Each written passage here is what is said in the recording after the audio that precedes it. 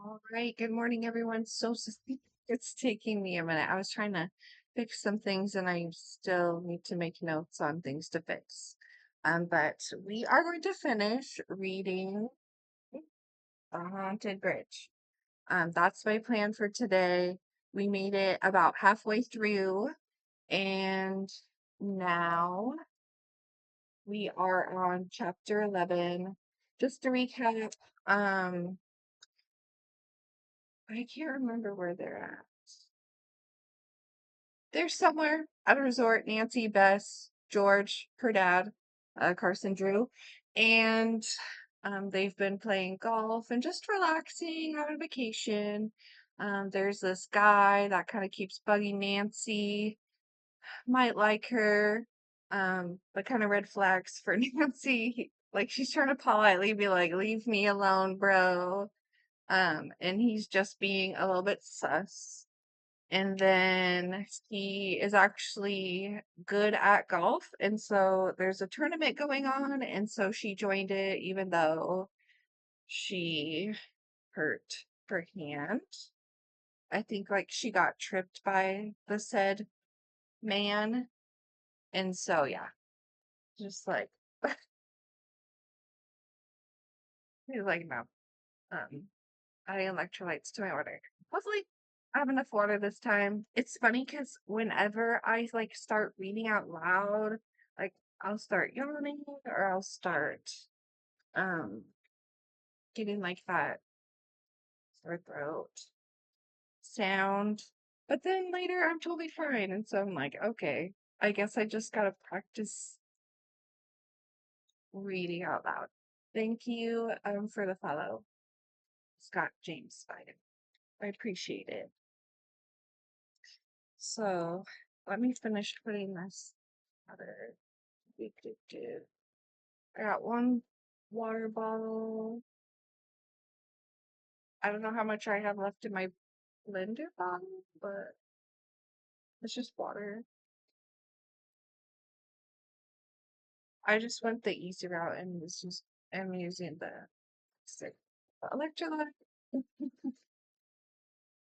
because I just got back from my Bisbee trip mermaiding and I am very sunburned. Anyways, let's go ahead and jump into our chapters. So, chapter 11,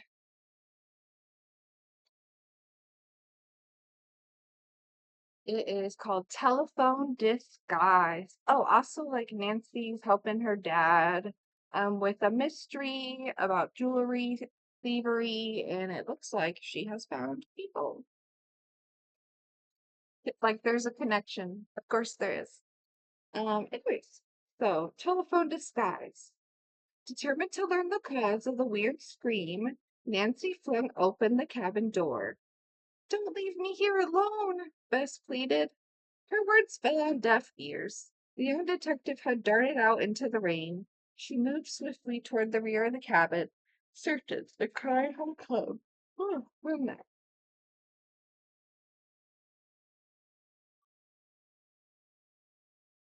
That's right. They're investigating, sorry, real quick. They're investigating about a woman named Margaret Judson and like the Judson family. And so they found the potential gardener in his cabin and he's hurt. So, anyways, Nancy glanced about quickly, but could see no one in the well-tended flower and vegetable garden or in the greenhouse.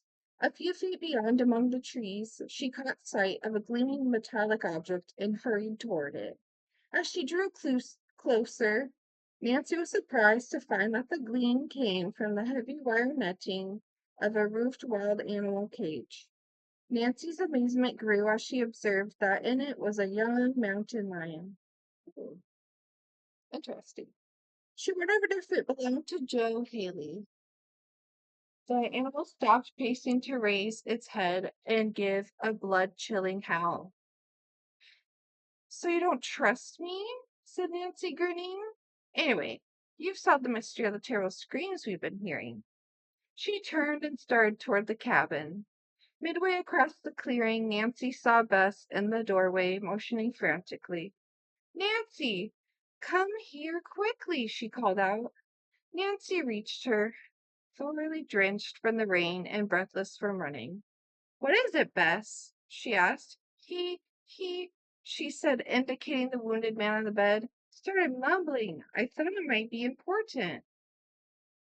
"Could you make out any of the words?" Nancy asked.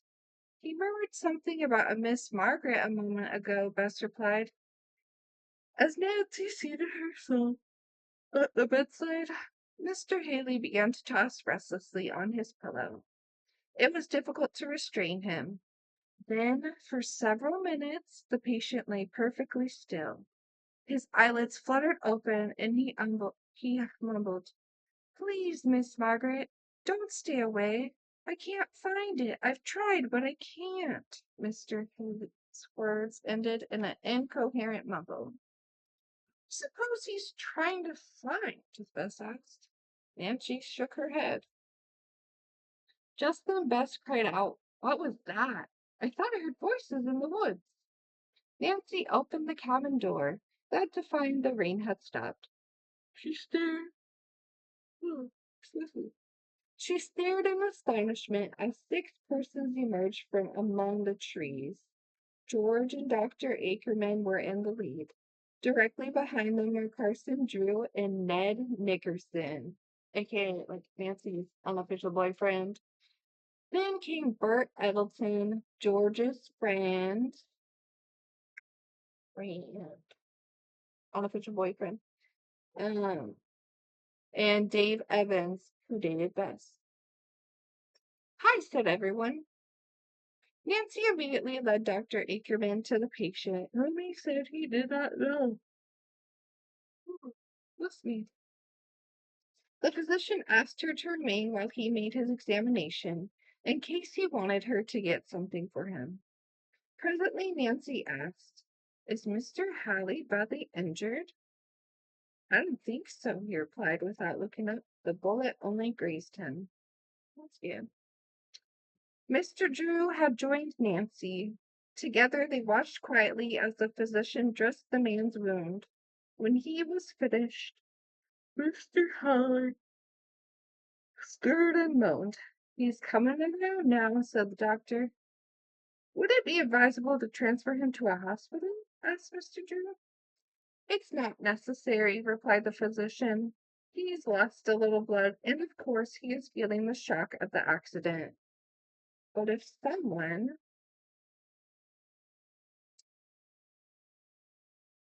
but if he remains quiet and has good care, he should be all right before too long." Regretfully, Nancy realized that she would not be able to question Mr. Halley in his wicked condition. "I'll give him a son," said the doctor, "and stop by to see him tomorrow." I do find it interesting how things have changed over the years. Like when someone has a concussion, we're not like, "Okay, we're gonna go ahead and give a sedative." Um, anyways, while he finished taking care of the injured man, Nancy and her father went back to the outer room and reported to the others. "Who will take care of Mr. Halley?" I was like Haley, all the things. It's probably Haley. Asked Bess. "I'll remain," Nancy offered quickly. "That would mean you couldn't finish the golf tournament," said George, "and you have an excellent chance to win. Why not have a nurse?" "A man is really needed around here," Nancy commented and told about the mountain lion pinned nearby. Bess gasped. "Is that what we heard?" "Yes," Nancy replied. Ned spoke up. "How about Bert and Dave and me staying?" he proposed. "We've all had first aid and camping experience. We could look after everything." "We'll be glad to do it," Dave added, and Bert nodded in agreement. "It would be a wonderful solution to the problem," Nancy said in relief.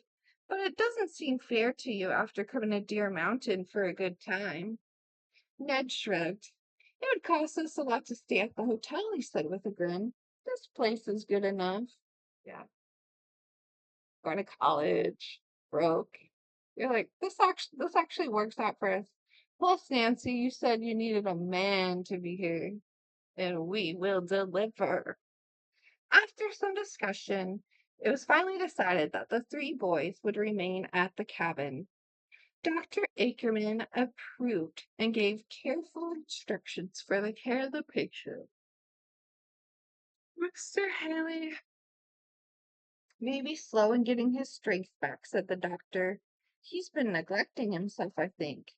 See that he gets plenty of hearty food and lots of sleep. Don't worry, we'll look after him, said Ned. And don't forget the wild beasts. Bess reminded the boys. What is one supposed to feed a young mountain lion? Ned asked. We'll have some raw meat sent out when we get back to town, Mr. Drew promised, as well as a few other necessities that you may need here. Nancy took Ned aside so the others could not hear what she was saying. There's something I'd wish for you to do for me, Ned said. Sure. What is it? Anything for you, Nancy. Please listen very carefully to anything Mr. Halley says, whether he's conscious or talking in his sleep. Ned glanced at Nancy, but he refrained from asking an explanation, even though he regarded the request as strange. I'll be glad to, he promised. I wished you'd take down every word in writing, Nancy added as she turned to leave the cabin. The solution of a very complex mystery may be in your hands. Ned smiled. Bet I'll solve it for you.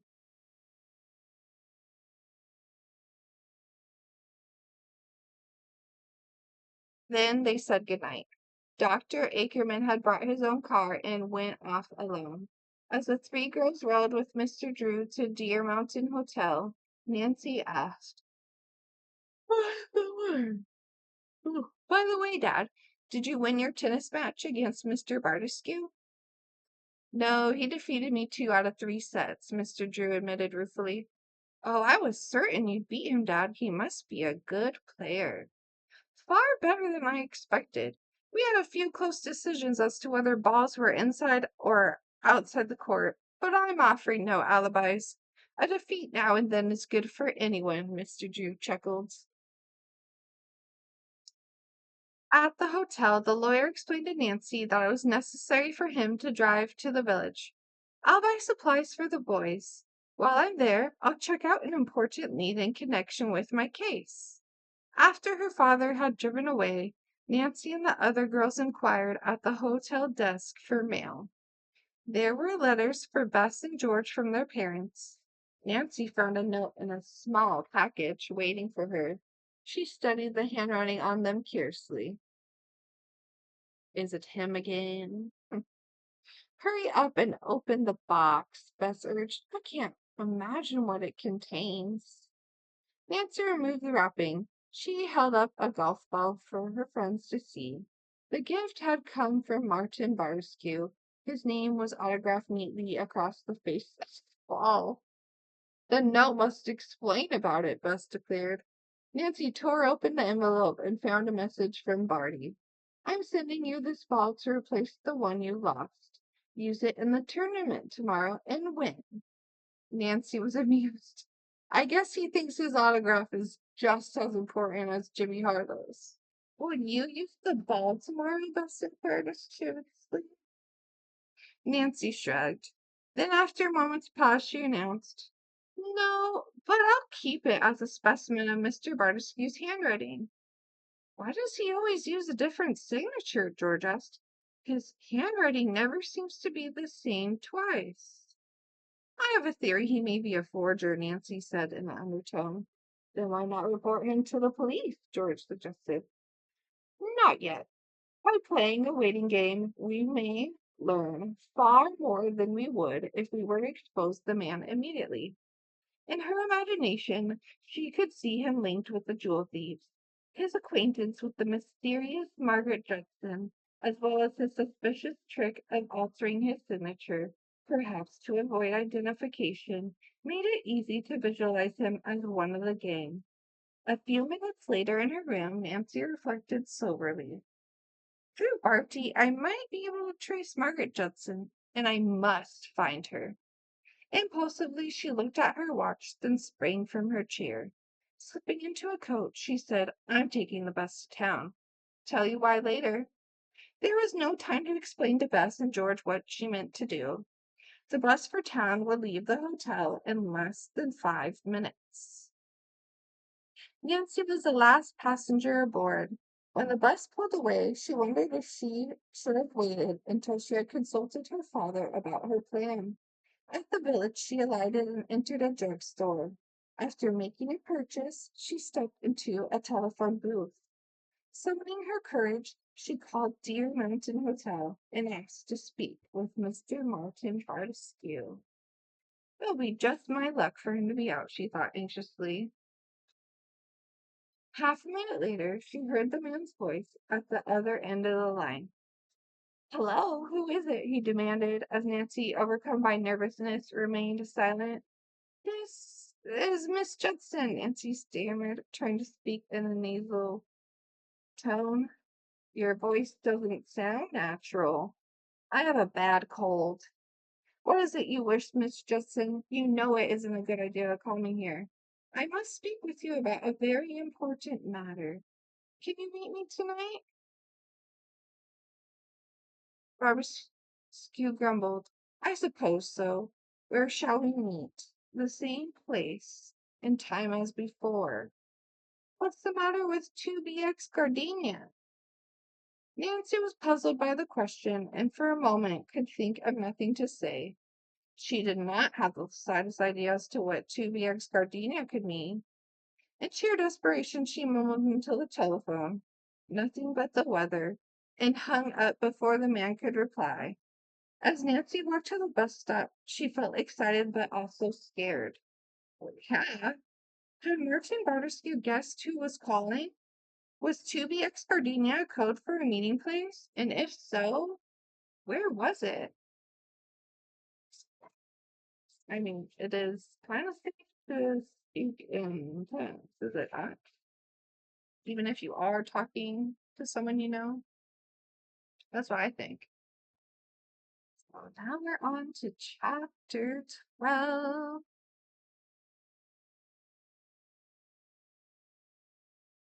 Uh, Let me grab a drink.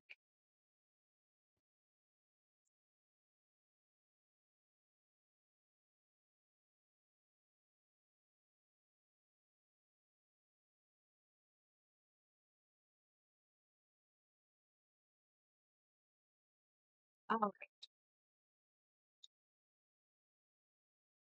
chapter 12. Stranded. The telephone conversation had served Nancy's purpose. It convinced her that Margaret Judson and Martin Barterskew could be working together in some nefarious business. I must follow Barty, she said to herself, and find out where he goes. Nancy returned to the hotel and explained her plan to Bess and George. I'll borrow Ned's car and trail Barty when he leaves for his appointment with Margaret Judson. Ned had given Nancy his key in case she wanted to use his car. Fortunately, it was parked near the hotel exit and was ready to be driven out at a moment's notice. That is really good. How about coming along? Nancy asked her friends. You couldn't leave us home, George replied. The girls went to dinner. They were pleased that Fortescue was in the dining room so they could keep an eye on him.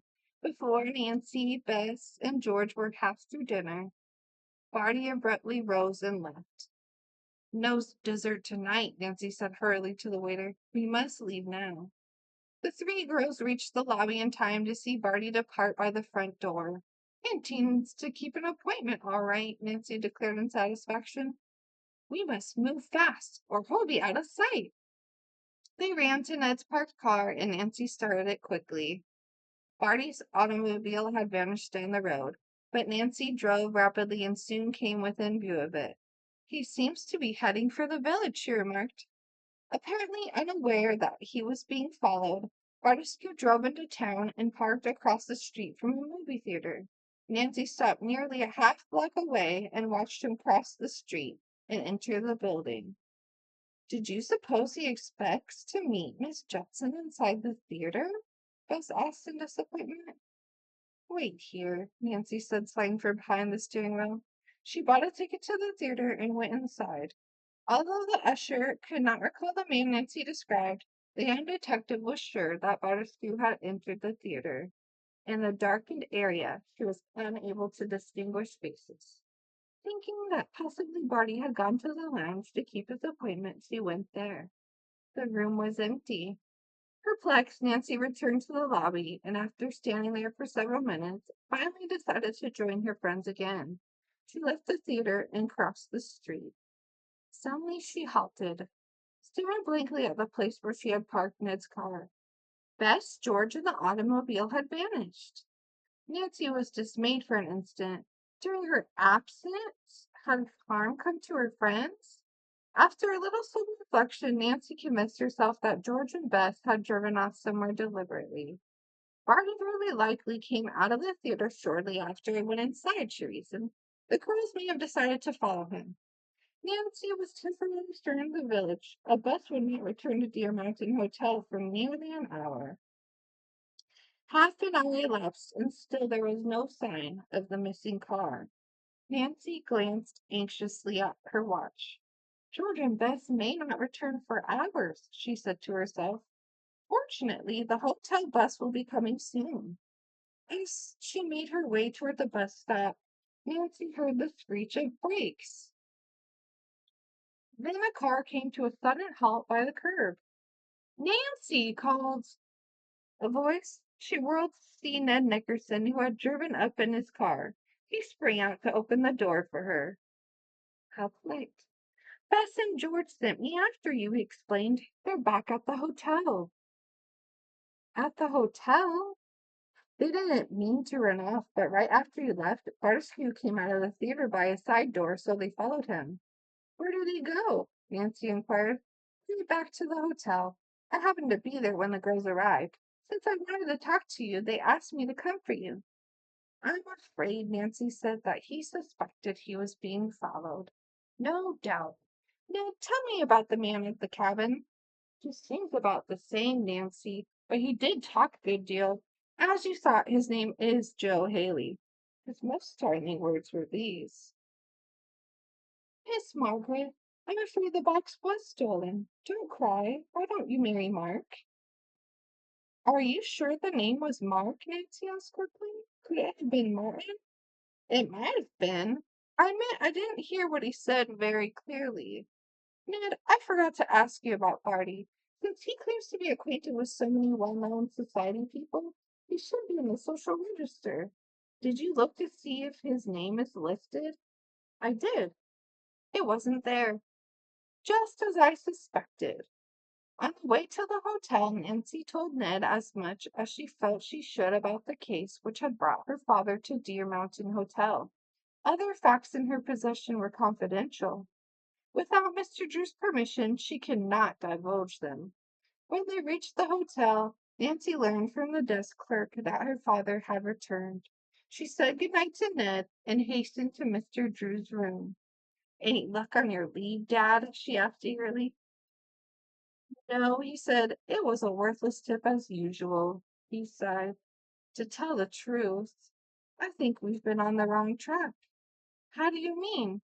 I doubt that Margaret Judson had anything to do with the jewel smuggling. There's no real evidence to support our theory that the brass chest belongs to her. I don't think she's guilty either, said Nancy. She seems too nice. Cheer up, Dad, she added. We'll get to the bottom of the mystery. That's my girl, said Mr. Drew. You'll win out, I know. Nancy smiled. Speaking of winning tomorrow, I face a crucial test in golf. I'd better get to bed. How does your hand feel? Her father asked anxiously. Did you see Dr. Ackerman? Yes, he let me take off the bandage, but said I still must be very careful. It's a shame you have to play with an injury, Mr. Drew said sympathetically. I'm banking on you to win anyway. I mean, it is Nancy Drew. Thanks, Dad. Nancy smiled as she kissed him and went off. She dropped in on Bess and George for a moment. George was writing letters, while Bess, propped up with pillows, had been reading in bed. Is your book a good one? Nancy inquired.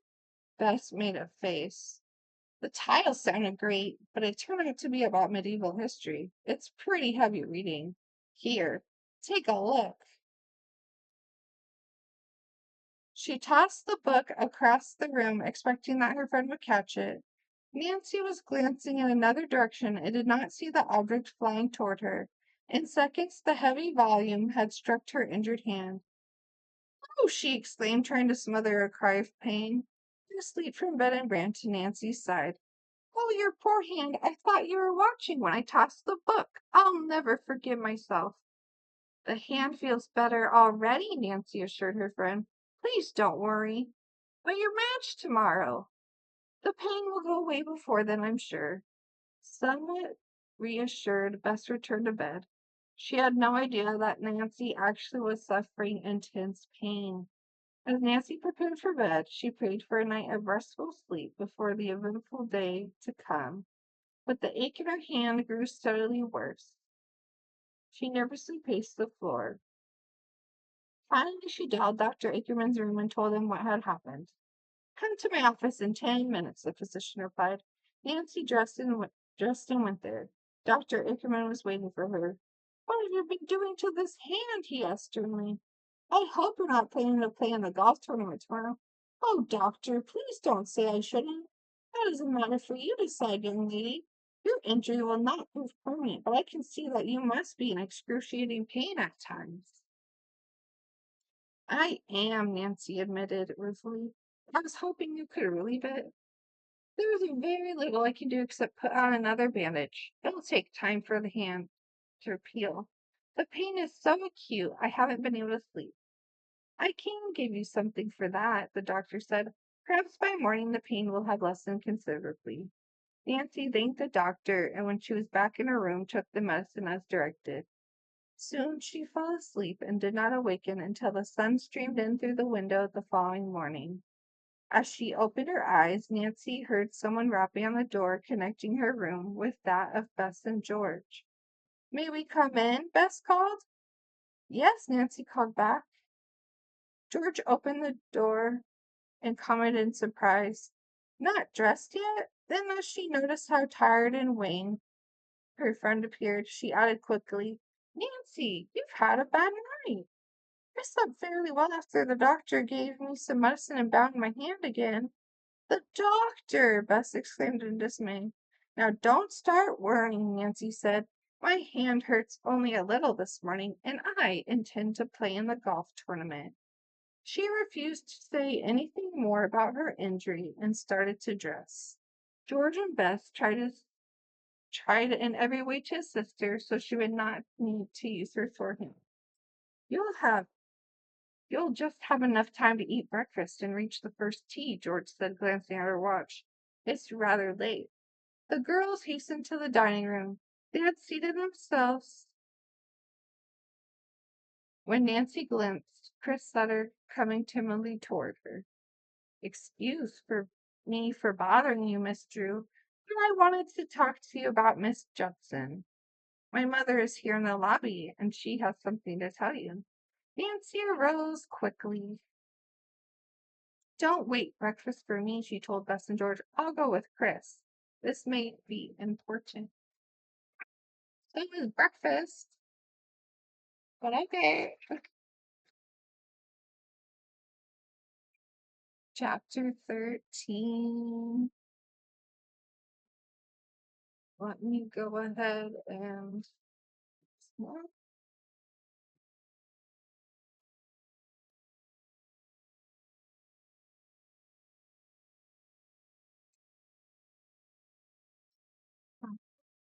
um,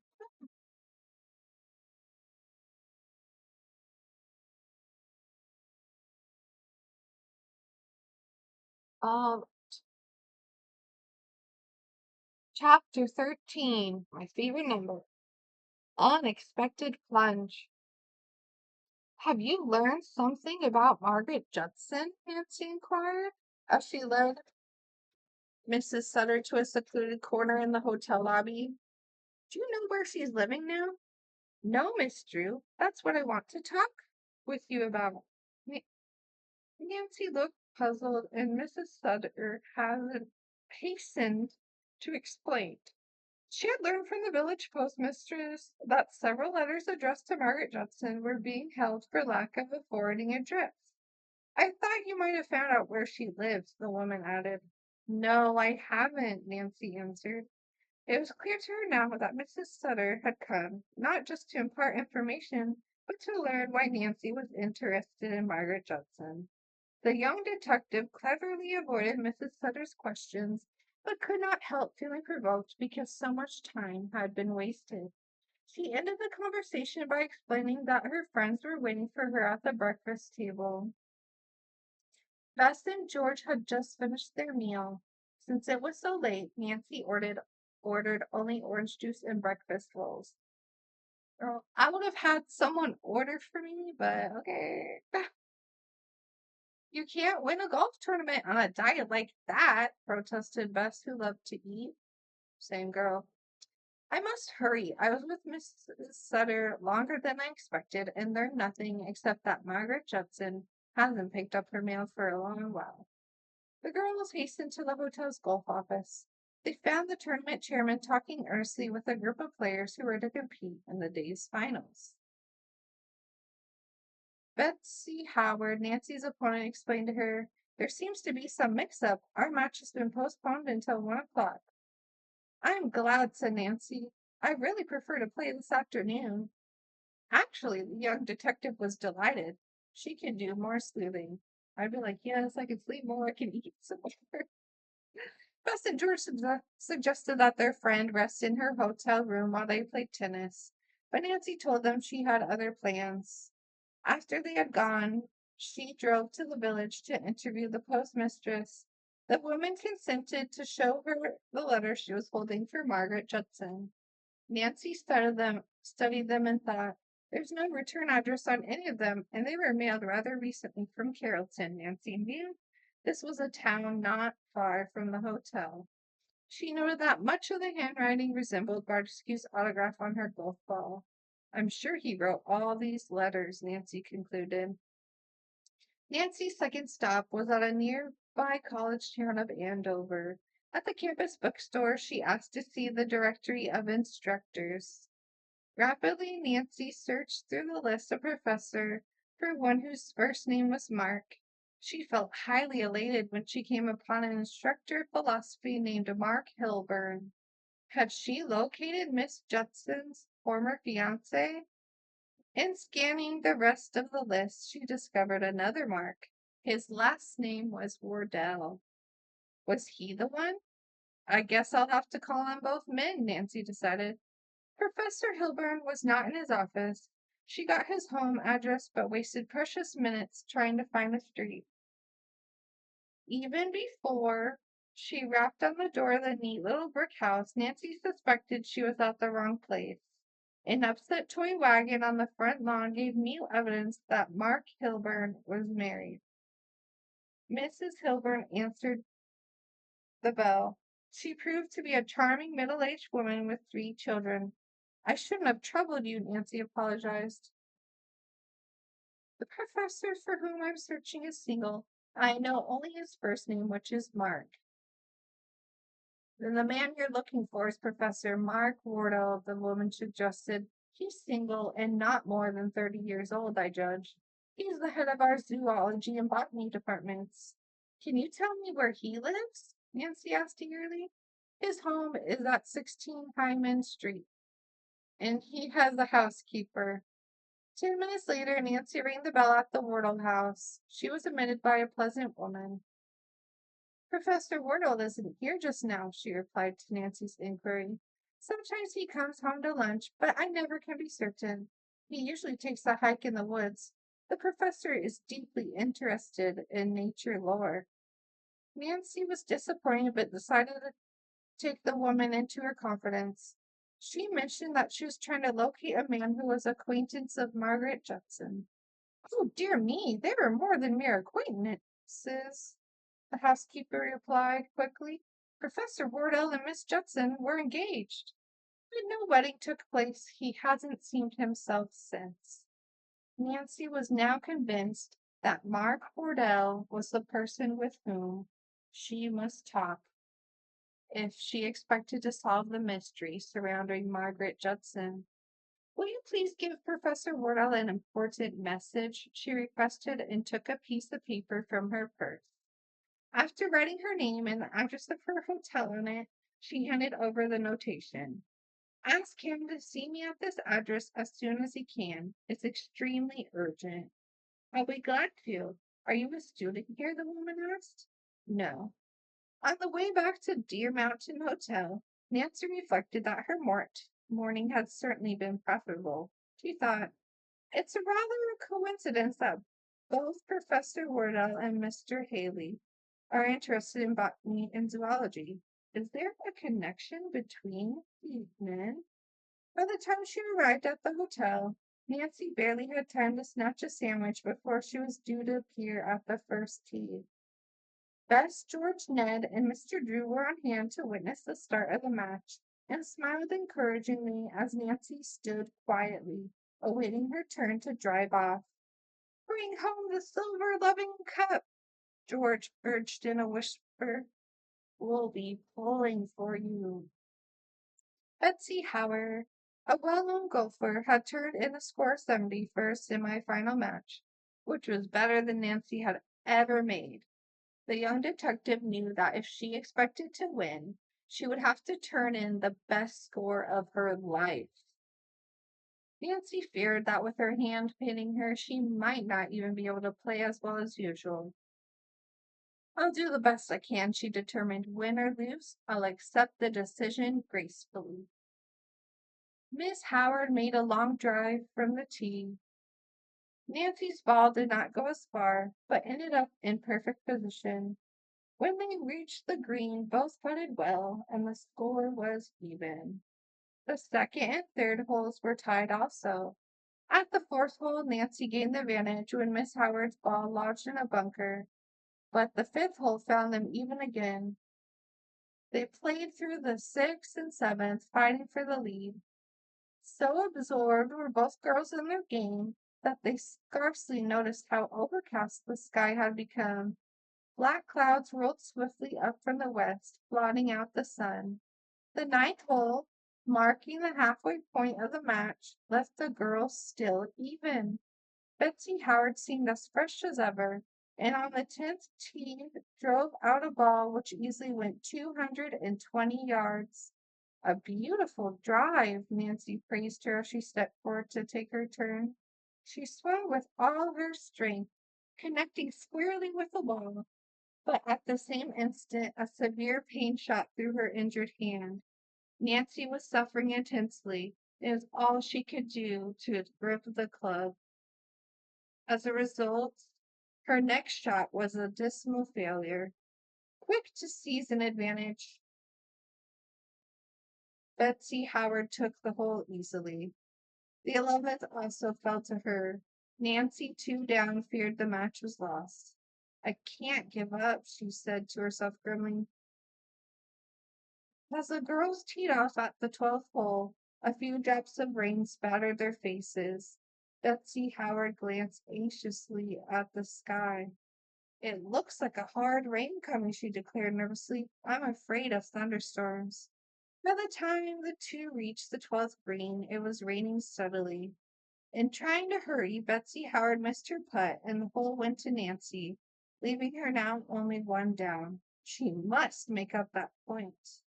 The 13th and 14th, played in a drenching downpour, were halved, leaving the score the same as before. By this time, a rough wind had sprung up. This is terrible, Betsy exclaimed. Surely the committee can't expect us to finish our match in this kind of weather. She hesitated a moment, then abruptly handed her driver to the caddy.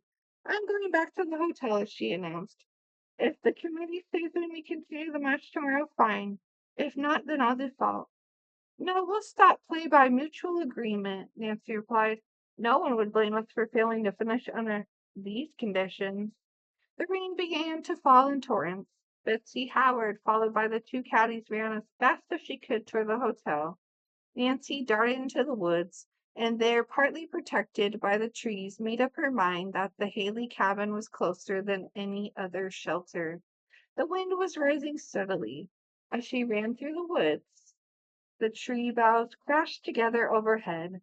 Near the haunted bridge, Nancy was startled to hear the same moaning and groaning sounds which the girls had noticed on their other visits. Then came a scream. That scream is from Mr. Healy's lion, she thought. But what can be causing the other noises? Nancy approached the sagging bridge where the old scarecrow, wet and tattered, was dancing wildly in the wind. It seemed more ghost-like than ever. As the youngsters hurried past, the spindly arms and twisted themselves about her, but she shook herself free. The bridge swayed in the wind. As Nancy reached midstream, it suddenly creaked. The underpinning had been torn away. As the structure swung around, Nancy clutched the railing for support, but the decayed wood gave way. She was plunged forward into the turbulent waters of the swollen creek. The current was swift. Before Nancy could battle her way to shore, she found herself carried far beyond the place where the haunted bridge had stood. Her clothes were muddy and torn. She pulled herself out onto the slippery bank and sat there for a moment in the rain, trying to regain her breath. Beth warned me I'd get into trouble if I insisted upon coming here, she said to herself. The old bridge had the last laugh. Nancy's clothes were thoroughly soaked, and her hair was plastered tightly against her head. She scrambled up the bank and followed the ravine trail to the cabin. Her first knock brought Ned to the door. Why, Nancy, what happened to you? He cried in astonishment. I thought you were playing your golf match. Nancy grinned. I was, but I decided to drop in for a moment and borrow an umbrella. Did you hear a loud crash a few minutes ago? Yes, it sounded as if the bridge went down. It did, and I went with it. You should have seen me sailing down the ravine. An expression of concern remained on Ned's face, in spite of the girl's bantering tones. Your hands, Nancy. Exclaimed, you've hurt it again. It is swollen, she admitted. We'll be all right to finish the golf match tomorrow. We stopped because of the heavy rain. Suddenly a thought came to Nancy. Dad, I'm surprised to find you here. I thought you intended to stay at the hotel until the end of the golf match. I meant to, but just after you teed off, word came to tell me I was needed here again. Is Mr. Haley worse? Nancy asked anxiously. Here is a picture of Nancy falling on the bridge as it clips. Um,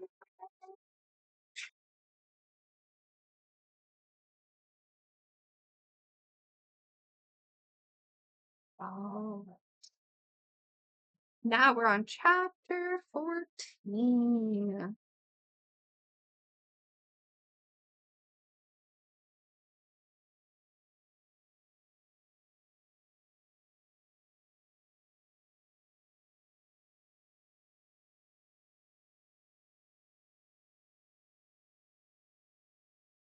Chapter 14, Surprise Visitor.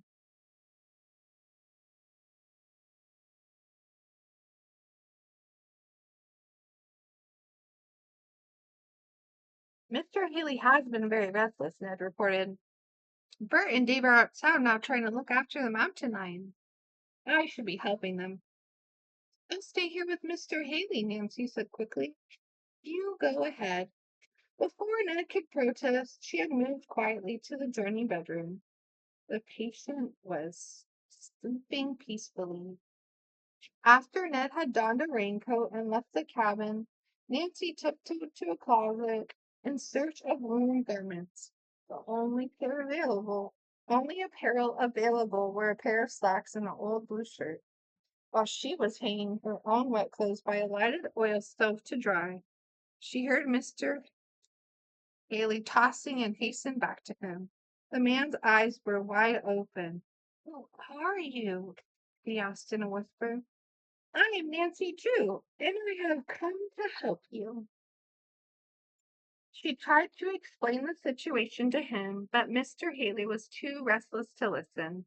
He raised himself on an elbow, motioning her to assist him from the bed. "No, you must remain quiet," Nancy told him firmly. "You must not get up until the doctor says you may." "But I have to. My lion will starve. How long have I been ill?" "Now don't get excited," Nancy said soothingly. "Everything is all right. Your lion is being cared for by friends of mine. Just lie back and try to rest." Presently, Mr. Haley fell into a peaceful sleep. By the time Ned and the others came in, Nancy was able to report that she considered the patient well on the road to recovery. "That's good news," Ned said in obvious relief. "By the way, you look great in Mr. Haley's clothes." "I'll bet I do," she laughed.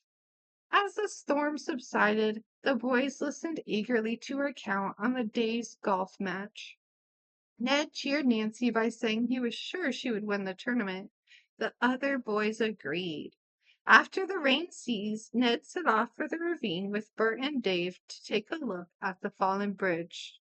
They found it had floated some distance downstream and was lodged against an old log. They returned to the cabin for ropes and tools, saying they were going to try and pull the structure back into place and anchor it securely.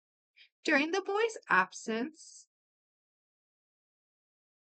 Nancy donned her own clothes. Then, thoroughly worn out from her strenuous day, she sat down in a chair beside Mr. Haley and fell asleep. She was awakened by a knock on the door and rose to open it. Before her stood a tall, handsome man who appeared to be about 30 years of age. "I beg your pardon," he said politely. "Is Mr. Haley at home?" "Yes, but I'm not sure he can see a visitor," Nancy replied. "He was injured in an accident and is in bed." "Oh, who are you?" the stranger asked in alarm. "I had no idea anything was wrong here. I would have come before this."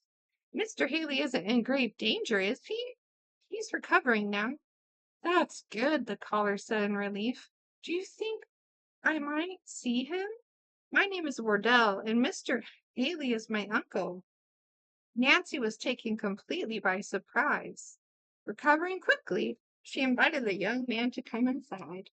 "Mr. Haley is sleeping now," she explained, "but when he wakes up, he may be able to talk with you."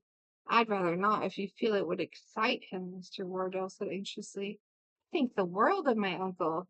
He practically reared me, and it was through him that I became interested in nature lore."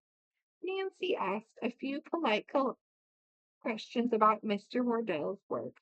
Although she knew that he was a professor at Andover College, she decided not to mention this immediately or reveal her identity. "I came over to Deer Mountain Hotel this afternoon to see a young woman," she said. "She had requested me to call on an urgent matter. Apparently, it could have been very important because she wasn't even there. Since I was near here, I thought I'd drop over and see my uncle. Please tell me about the accident." Nancy told him how she and her friends had discovered Mr. Haley's. She wanted to bring Margaret Judson's name into the conversation, but to do it as casually as possible. "When Mr. Haley was injured, we were afraid he had no living relatives," she remarked. "There were no family photographs or other clues to their whereabouts. However, I did find a picture here in the cabin of a beautiful girl." Nancy took out the photograph of Margaret Judson and handed it to Professor Wardell. He stared at it without speaking. An expression of deep anguish crossed his face. "From something Mr. Haley said, I gathered that he knew this girl well," Nancy remarked. "Do you know her?" "Could I ever forget her?" Wardell said with emotion. "Margaret Judson and I were engaged to be married, but—" The man's voice faltered. Nancy watched with quiet sympathy as he fought to regain his composure. The professor went on quickly. "I was away on a scientific expedition at the time Margaret's house was destroyed by fire. Everything in it was lost." Everything, Nancy inquired. Well, she did save a chest of jewelry, Professor Wardell smiled grandly. Among other things, it contained the engagement ring I had given her. How fortunate, Nancy murmured. It was anything but fortunate. In her escape, Margaret lost the brass chest. She left a note for me at my uncle's cabin saying that even though she loved me, she must break our engagement. I couldn't understand her actions then, and I can't now. Why should she refuse to marry me just because the ring was lost? I'd be only too happy to buy Margaret another one. The ring was valuable, I admit, he went on. But I'm sure Margaret knew me well enough to realize I wouldn't blame her for something that obviously wasn't her fault. People's tongues wagged. They said she set the blaze to collect the insurance. That was nonsense, because unfortunately the policy had lapsed. Oh, I hope nothing has happened to her. Nancy was tempted to tell Professor Wardell to believe Miss Judson was in the vicinity of Deer Mountain. But before revealing information about the young woman, she decided to consult her father. After you've visited your uncle a few minutes, I want you to come with me to Deer Mountain Hotel, Nancy said, and meet my father. Hilarious. I'll be delighted to talk with him, the professor said, especially since I want to thank him for being so kind to my uncle. I must confess, however, that I don't know his name or yours either, for that matter. Nancy enjoyed the man's look of astonishment as she replied with a smile. I happen to be the girl who asked you to call at Deer Mountain Hotel. My name is Nancy Drew. You are Nancy Drew? Professor Warden exclaimed. Why did you send for me? I found something which I think may belong to Margaret Judson, she replied. I can't tell you any more. Now you must discuss it first with my father. Yes, things slowly coming together. Uncle must have worked and shared the good news.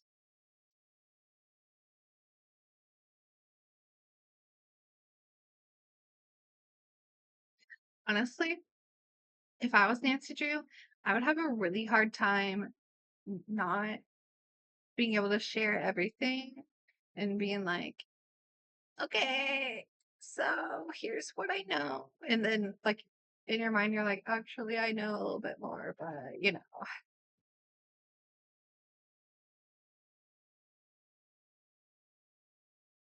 Wait, so chapter 15, Gathering Evidence. The professor did not press Nancy for a further explanation. After they had conversed a few more minutes, he asked if he might see Mr. Haley now. Go right in, it, she nodded toward the man's room. Mr. Wardell found his uncle still asleep and returned to the living room. Presently Ned, Bert, and Dave trudged in, exhausted by their attempt to repair the bridge. They told Nancy that while they had it anchored, considerable work would have to be done to make the bridge safe.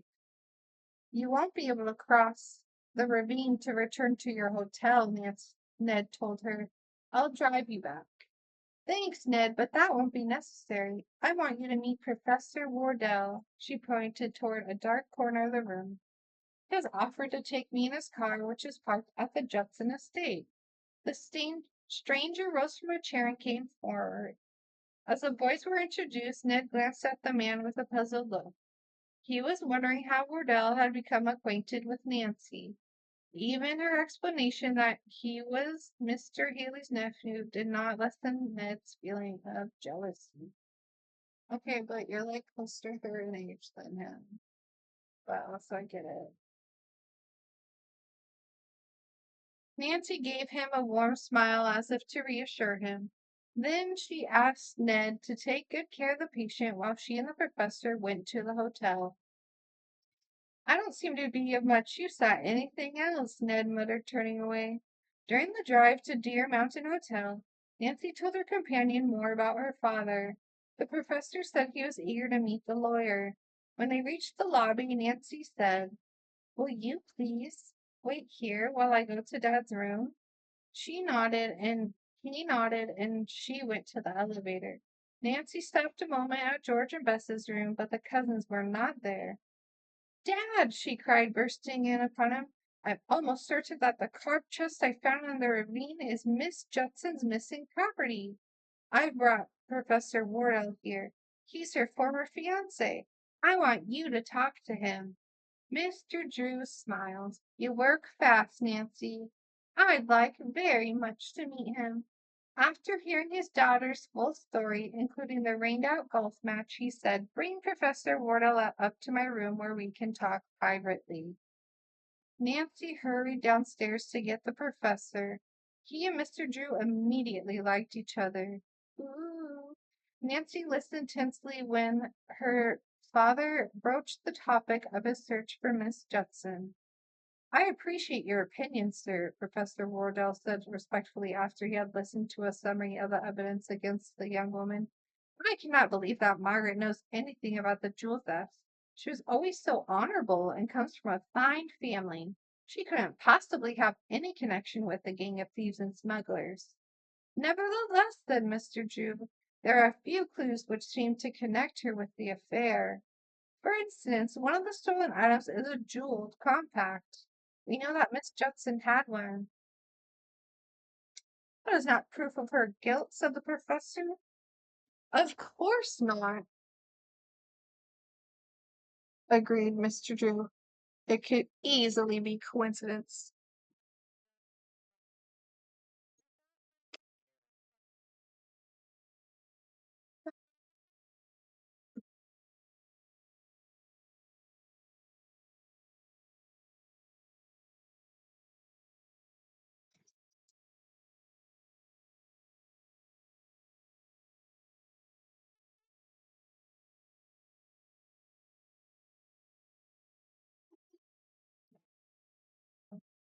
Wherein, she's not my favorite mermaid, but I do like her. Anyways, let us continue on. But okay, she was so Professor Wardell is saying, "But I cannot believe that Margaret knows anything about the jewel thefts. She was always so honorable and comes from a fine family. She couldn't possibly have any connection with a gang of thieves and smugglers." "Nevertheless," said Mr. Drew, "there are a few clues which seem to connect her with the affair. For instance, one of the stolen items is a jeweled compact. We know that Miss Judson had one." "There's no "That is not proof of her guilt," said the professor. "Of course not," agreed Mr. Drew. "It could easily be coincidence." Nancy spoke up. "Did you ever hear Miss Judson speak of Martin Barskew?" "Why, yes. I believe she met him in Europe." Nancy and her father exchanged quick glances. "Is Barskew under suspicion?" Rhoda asked. "Yes," Carson Drew answered drearily, "but so far the evidence against him is purely circumstantial. If only we could find Miss Judson, she might be able to clear up the mystery surrounding both of them." "I have no idea where Margaret is," the professor replied. "She might be staying with a cousin in Rock City." "You've never inquired?" Nancy asked in surprise. "No," Wardell answered in a low tone. "I didn't want to force my attentions on Margaret. I don't feel I should seek her out deliberately without some indication on her part that she wants to see me again. I still believe, however, that if I could talk with her, everything might be explained and cleared up." Professor Wardell arose to leave, saying he was already late for an important meeting. "I'll be waiting eagerly to hear from you, Mr. Drew. Your daughter has my address at Andover. When I'm not there, I usually can be reached at my office in the Science Building." After he had gone, Nancy and her father discussed the case for a few minutes. "In spite of all the evidence against Margaret Judson," said Nancy, "I have the hunch she's not involved with the jewel thieves. That's Mr. Wardell's opinion, and it's also yours, Dad, isn't it? I hope that she will be cleared of suspicion, the lawyer smiled. That's true. A lawyer can think something, but without the evidence is not supposed to lie. Presently, Mr. Drew and his daughter gave up trying to figure out the puzzle. They turned their attention to another pressing matter. During Nancy's brief stay at Mr. Haley's cabin, she had noticed that the food supply was low and many articles were needed to make the patient and the boys more comfortable. She suggested to her father that she, Bess, and George buy the necessary supplies and cook dinner for Ned and the others at the cabin. It's very thoughtful, Nancy. It will cheer them up a little. The boys haven't had much fun since they arrived. Bess and George were still not in their room. Nancy searched the lobby and other places in and around the hotel where the cousins might be, but could not find them. She returned to Mr. Drew's room and told him that she could not locate Bess and George. Would you like to go shopping with me? She asked. Be glad to, the lawyer agreed. I'll give you 2 minutes to change your clothes. Ned was alone with Mr. Haley when she and her father reached the cabin.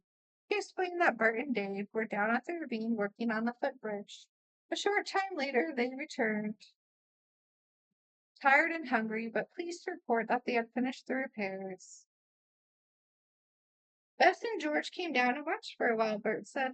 They had planned to visit us at the cabin, but couldn't get across the ravine. Nancy, they were concerned about you until we told them you were here during the storm. They went back to the hotel to find you and have dinner. And I came here to cook dinner for you, Nancy chuckled. I was so preoccupied with my shopping list, I didn't even think to leave a note for Bess and George. They'll be disappointed when they find out. Nancy began preparing a warm meal. Later, the boys declared that was the first really good cooking they had tasted since they had arrived. After the dishes had been washed and put away, Mr. Drew said, How would you fellows like to have the evening off? I'll be glad to stay here with Mr. Haley. That would be great, Ned exclaimed. Is there a dance at the hotel tonight, Nancy? Yes. I imagine Bess and George would like some dates for it too, she grinned. Then let's go, Ned exclaimed. Come on, fellows. We'll change our clothes right away. While they were getting ready, Nancy and her father sat with Mr. Haley in the adjoining room. How are you feeling? Mr. Drew asked him gently when he saw the patient's eyes were open. Better, he replied, only weak. That's to be expected, Nancy said soothingly. You have been very ill. Later, Dad will bring you some broth and toast. She did not wish to excite Mr. Haley by further conversation, but he seemed to want her to talk. Finally, Nancy went to the kitchen and took Miss Judson's photograph from the cupboard board, then returned to the sick man. Would you like me to place this picture near you where you can see it? She inquired. Yes, please do, Mr. Haley answered. Is Miss Margaret here now? She does not know you've been ill. Then it was a dream. I thought she was seated beside me, holding my hand. Perhaps you confused me with Miss Judson, Nancy said quietly. Tell me, did you work for her at the mansion? Oh, yes. I took care of the trees and the garden and the flowers about the place. After Miss Margaret's parents died, she didn't have much money, but kept me on anyway. Tears glistened in Mr. Haley's eyes, and several moments elapsed before he spoke again. Miss Margaret was good and kind, he told his listeners. She never once spoke a harsh word to me in all the years I knew her. That's why it hurt me to see her so unhappy. She was unhappy, Nancy prompted as he fell silent again. Yes. After her parents died, Miss Margaret was very lonely. She was to have been married, but the awful fire happened and all her plans were changed. In what way do you mean? Parson Drew inquired. I don't know, Mr. Haley murmured wearily. You haven't seen her since the fire? Nancy questioned softly. She came to my cabin twice. Wants to ask me to search for something she had left, but I couldn't find it. I hunted everywhere. I told her that later, and she never came here again. Mr. Haley closed his eyes and turned his face toward the wall. Nancy and her father longed to ask him other questions, but refrained. It was clear that the man was exhausted from talking. Before Carson Drew and Nancy had a chance to discuss what Mr. Haley had told them, Ned, Bert, and Dave came into the bedroom. "We're ready to leave, Nancy," Ned announced in a whisper. "You all look handsome in your new outfit," she commented. The boys wore different colored striped sports jackets and dark brown pants. "It's hard to tell who was the handsomest," she added. "You'd better stay Ned," Dave teased. As the young people were driving away from the cabin in Ned's car, he observed that Nancy was strangely silent. "Is your hand bothering you?" he inquired anxiously. "Not much," Nancy replied. "There's really nothing wrong with me, Ned. I was just thinking about Margaret Judson again. Ned, I must find her." "That's easier said than done." "Yes, but I believe she's near here." Ned glanced scarcely at Nancy. Her next words astonished him even more. As with a quiet intensity in her voice, she added, "It may sound silly to you, Ned, but I have a strange feeling, call it intuition if you will, that tonight I'll find Margaret Judson." "You seem very positive," Ned commented. "I certainly hope your hunch is right." "Can you help me, Nancy asked. "I thought you didn't need my assistance," he replied impulsively. "Oh, Ned, it was just that I couldn't explain everything to you about Mr. Waddell. I'm afraid I can't even now. But sometime I'll be able to. That doesn't matter, Nancy. Just tell me what to do and I'll try to carry out orders." "Ned, are you willing to substitute soothing for dancing tonight?" I'd be like, like, talk about the most patient friend slash boyfriend ever. His name is Ned Nickerson. His name is Ned Nickerson. Okay.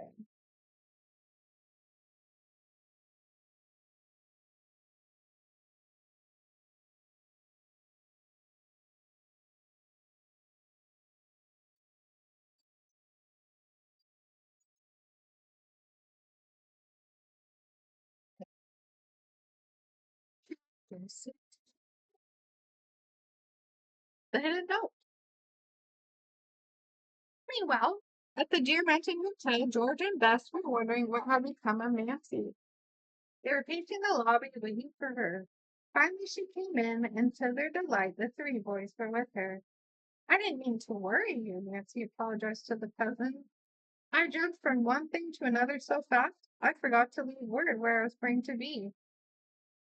Bess and George were enthusiastic to have their favorite dates take them to the dance, and promptly forgave Nancy for the anxiety she had caused them. The two girls hurried to their rooms to change. Ned, Bert, and Dave sat down in the lobby while Nancy went to the desk to inquire for mail. "Any letters for me?" she asked. The desk clerk handed her two envelopes. One was plain, the other bore the hotel insignia. Nancy decided instantly that the latter was from Barksville. She opened it and was not mistaken. It said, "I won my golf match today and hope the rain did not cause you to lose yours. Important business called me away from the hotel, but I hope to see you before you return home." Important business.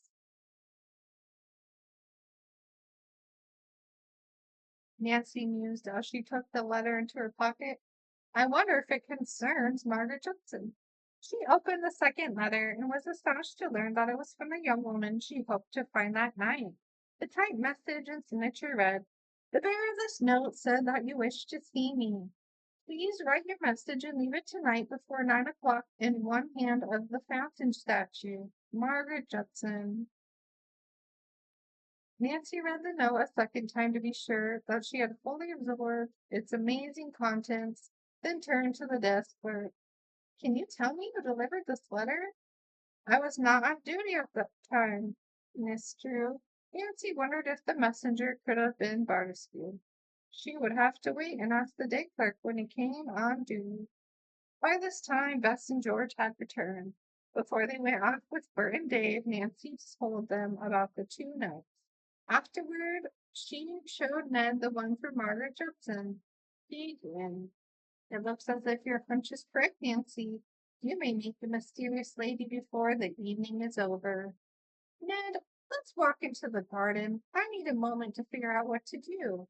I'm not certain which statue Miss Judson means.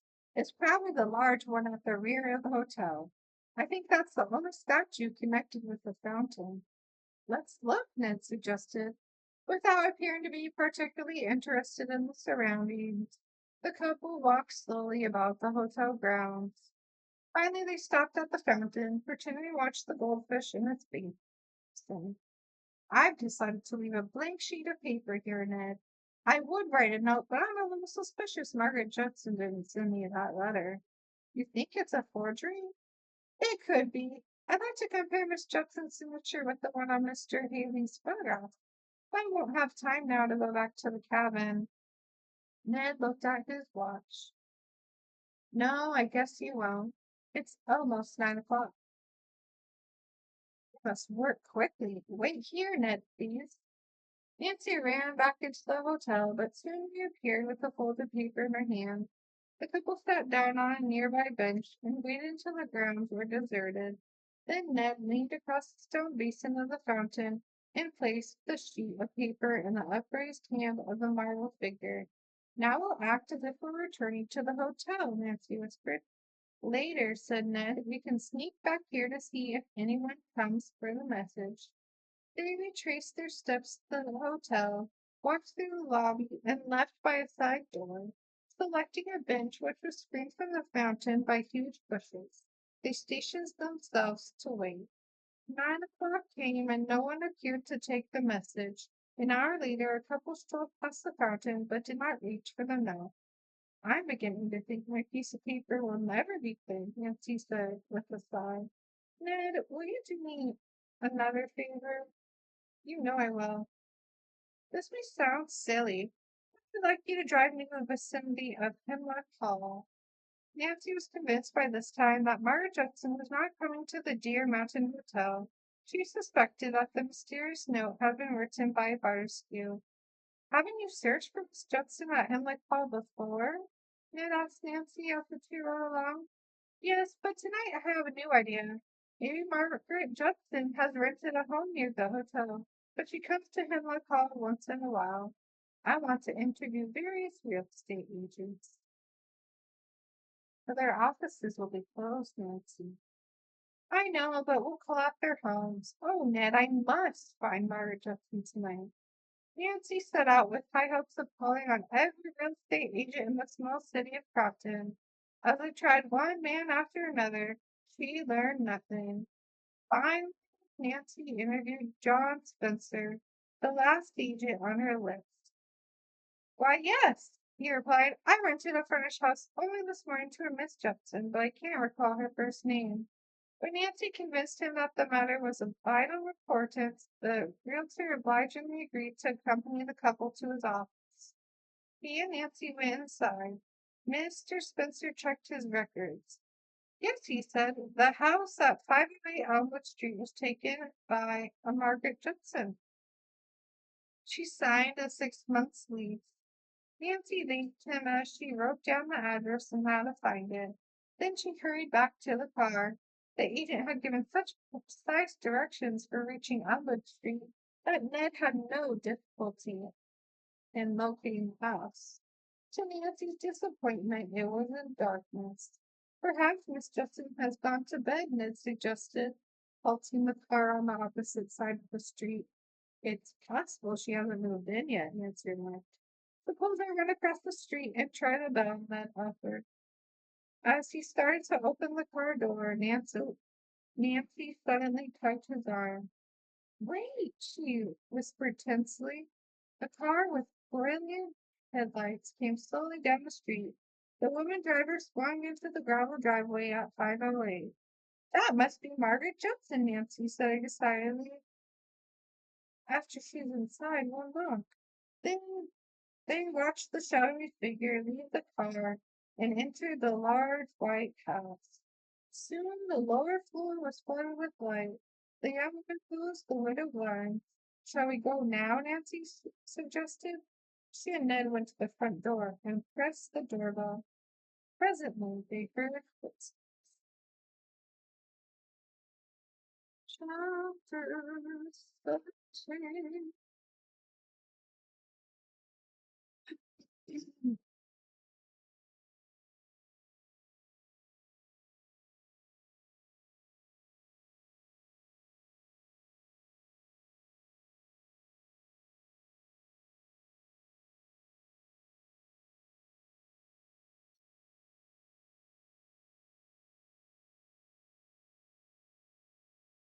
Here comes Miss Judson, Nancy whispered. If she proves to be the one we want, let's not tell her the real purpose of our visit. The door opened and the same young woman Nancy had spoken to at Hemlock Hall peered out. Miss Judson? Nancy asked. Yes. As a beam of light fell directly on the girl's face, the young woman added, Oh, I remember you. We met at Hemlock Hall. Do come in. Nancy introduced Ned and herself. The three walked into the colonial furnished living room and seated themselves. I'm afraid I have rather distressing news to report, Nancy said. I'm staying at Deer Mountain Hotel and became acquainted with a man who formerly worked at your estate. Not Joe Halley, Margaret Judson asked quickly. Yes, Mr. Haley Allen was injured in an accident. Nancy told the woman what had happened.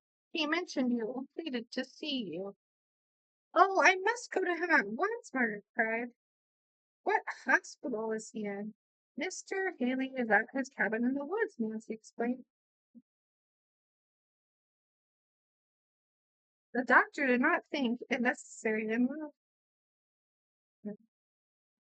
Then I shall go there, the young woman explained. Suddenly, a startled expression came over her face. No, I can't go after all, she murmured. I'm sorry, Nancy said.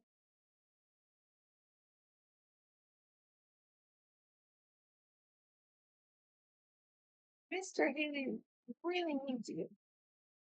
I want to go. You don't understand. I'm just afraid I might need a certain person there. Mark Bordell? Nancy questioned. Margaret Judson buried her face in her hands and sobbed. Yes, yes, he's the one. How can I face him while I'm regarded as a thief? Nancy crossed the room and put an arm around the young woman. Please don't cry, she said soothingly. Meanwhile, Bess and George were enjoying the dance at Deer Mountain Hotel with Bert and Dave. The dance will soon be over, Bess declared anxiously as she gazed about the ballroom. She'll be keeping Nancy and Ned. Before anyone could hazard a guess, a boy came through the ballroom, calling George Fane's name. The girls motioned to him, hoping that Nancy had sent a note to explain her absence. You're wanted on the telephone, Miss Fane, the boy told her. I can't imagine who would call me here, she murmured. I don't believe it's from Nancy. It might be from home. Her guess was right. Mrs. Fane in River High, lonesome for the sound of her daughter's voice, had telephoned merely to inquire if George was all right. Oh, yes, mother, and we're having a fantastic time here. I wrote to you today. At this point, George lost the thread of conversation completely, because in the adjoining booth she heard the excited voice of a man saying, So the guy is a forger. He skipped out. Did you hear what I said? Miss Fane questioned her daughter anxiously. Oh, yes, that's nice, George replied hastily, her mind on the conversation in the other booth. Those two BARs look alike, she heard the man ask. And you say the M and the T are similar? Yes, I agree that ought to be enough to convict him. George's mind worked with lightning-like speed. BAR were the first three letters of Martin Barsky's last name, and there was an M and a T in his first name. The man was a forger, just as Nancy had suspected. The person in the next booth very likely was a hotel official who was being told of the discovery. George, came her mother's voice in exasperation. What is the matter with you? I can't talk now, George stammered. Something important has come up. I'll call back a little later. She hung up and darted from the phone booth. The adjoining one was now empty. Since Nancy was not available, George hurried to tell Bess, Bert, and Dave what had happened. I've just made an important discovery, she revealed. Barscoot definitely is a porter, and apparently the hotel people are on to him. No wonder he skipped out, Bess exclaimed. That explains the note he left Nancy. He is probably miles away by now. But he's supposed to play his final golf match tomorrow, said George. Let's walk down to the caddy house and find out if his clubs are gone. I'll bet Dave spoke up that he won't show up for the golf match if he's facing arrest. Let's find out anyway. The two couples walked across the grounds toward the caddy house, clearly outlined in the moonlight. The shack had been locked for the night. Disappointed, they turned toward the hotel. Suddenly, Bert noticed an object leaning in the grass and stooped to pick it up. Someone's keys. One of the golfers, I suppose, said George. You can turn the keys in at the office. Bert dropped them into his pocket, and the four friends walked on toward the hotel. As they came within view of the garden, George abruptly halted, clutching Bert's arm. Look, over toward that statue by the fountain. It's Barty. Bess, let's you and I sneak up there. While the boys waited, the girls crept forward, taking care to keep themselves hidden by bushes and trees. They saw him reach across the basin of the fountain and remove a white object from the hand of the statue. It must have been a note from someone, George said in an undertone. Bess, you must capture him. We can't do that alone. No, we must get Bert and Dave. Finally, the girls hurried back. The boys were eager to help. Tell us what to do. Capture that man, Bess whispered. Capture that man. The four quietly approached the fountain. Bartowski was standing there, studying a sheet of paper in his hand. They heard him mutter something, then he crumpled the paper and hurled it angrily into the pool. Now's our chance, Bert whispered. Stealthily, the boys moved forward. There was bright moonlight. Suddenly, Bartowski turned his head. Sensing the boys' intent, he gave a cry of alarm and fled toward the caddy house. Don't let him get away, Dave cried as the young people gave chase. Bert, who was a champion sprinter on the Emerson College track team, soon overtook the man and threw him to the ground. The others closed in so the prisoner could not escape. What's the meaning of this outrage? Barney demanded, furious. Let me up. We'll release you when the police come, Dave retorted, throwing you low down porter. I've never forged anything in my life, Barsky denied in a rasping tone. Bert and Dave soon discovered that it was not easy to keep the strong and agile man pinned to the ground. George glanced quickly toward the caddy house, inspired by a sudden thought. She asked Bert for the keys he had found and ran to the locked door to try them. One fit perfectly, and she was unable to unlock the door. Fortescue was thrust inside and the door securely locked again. Bert and Dave said they would stand guard while the girls ran back to the hotel to notify the officials. Let me out of here! Barty yelled out the top of his lungs, pounding savagely on the door. I have no right to do this.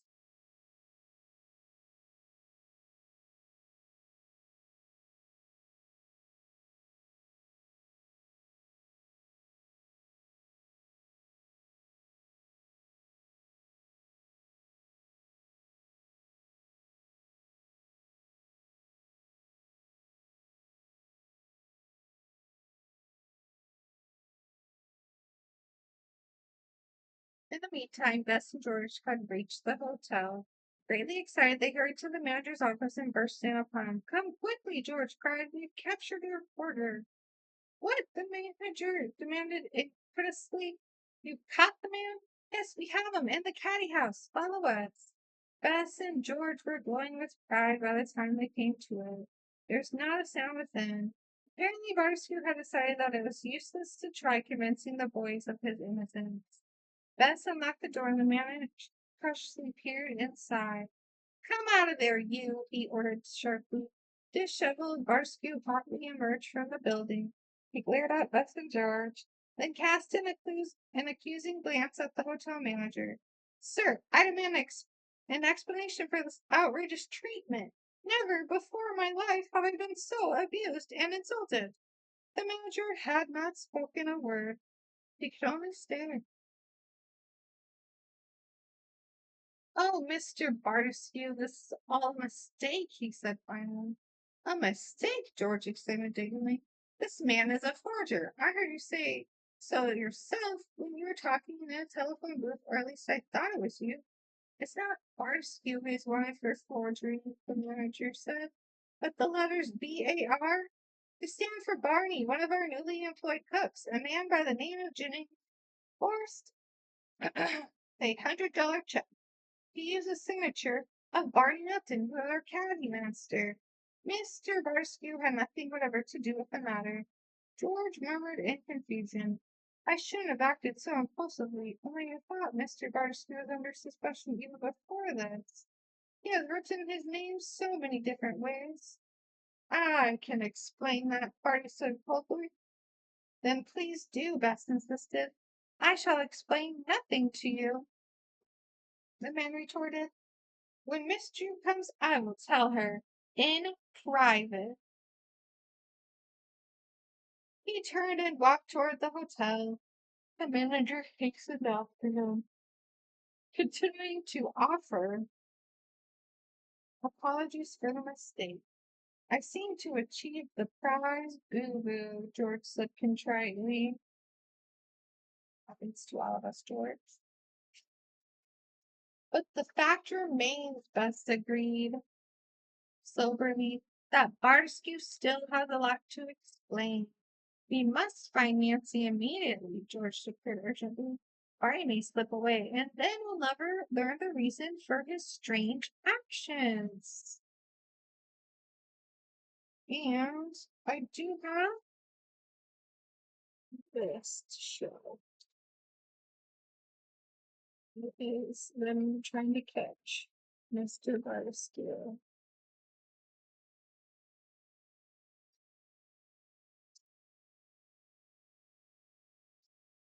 Interesting picture. Is it not? So now we are on chapter 9. Chapter 18. Chapter 18. Exonerated.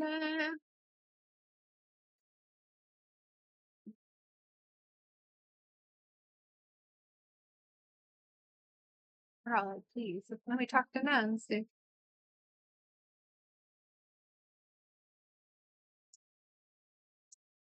Following Margaret Judson's painted announcement to get off face her former fiance, Nancy tried to draw the full story from a young woman.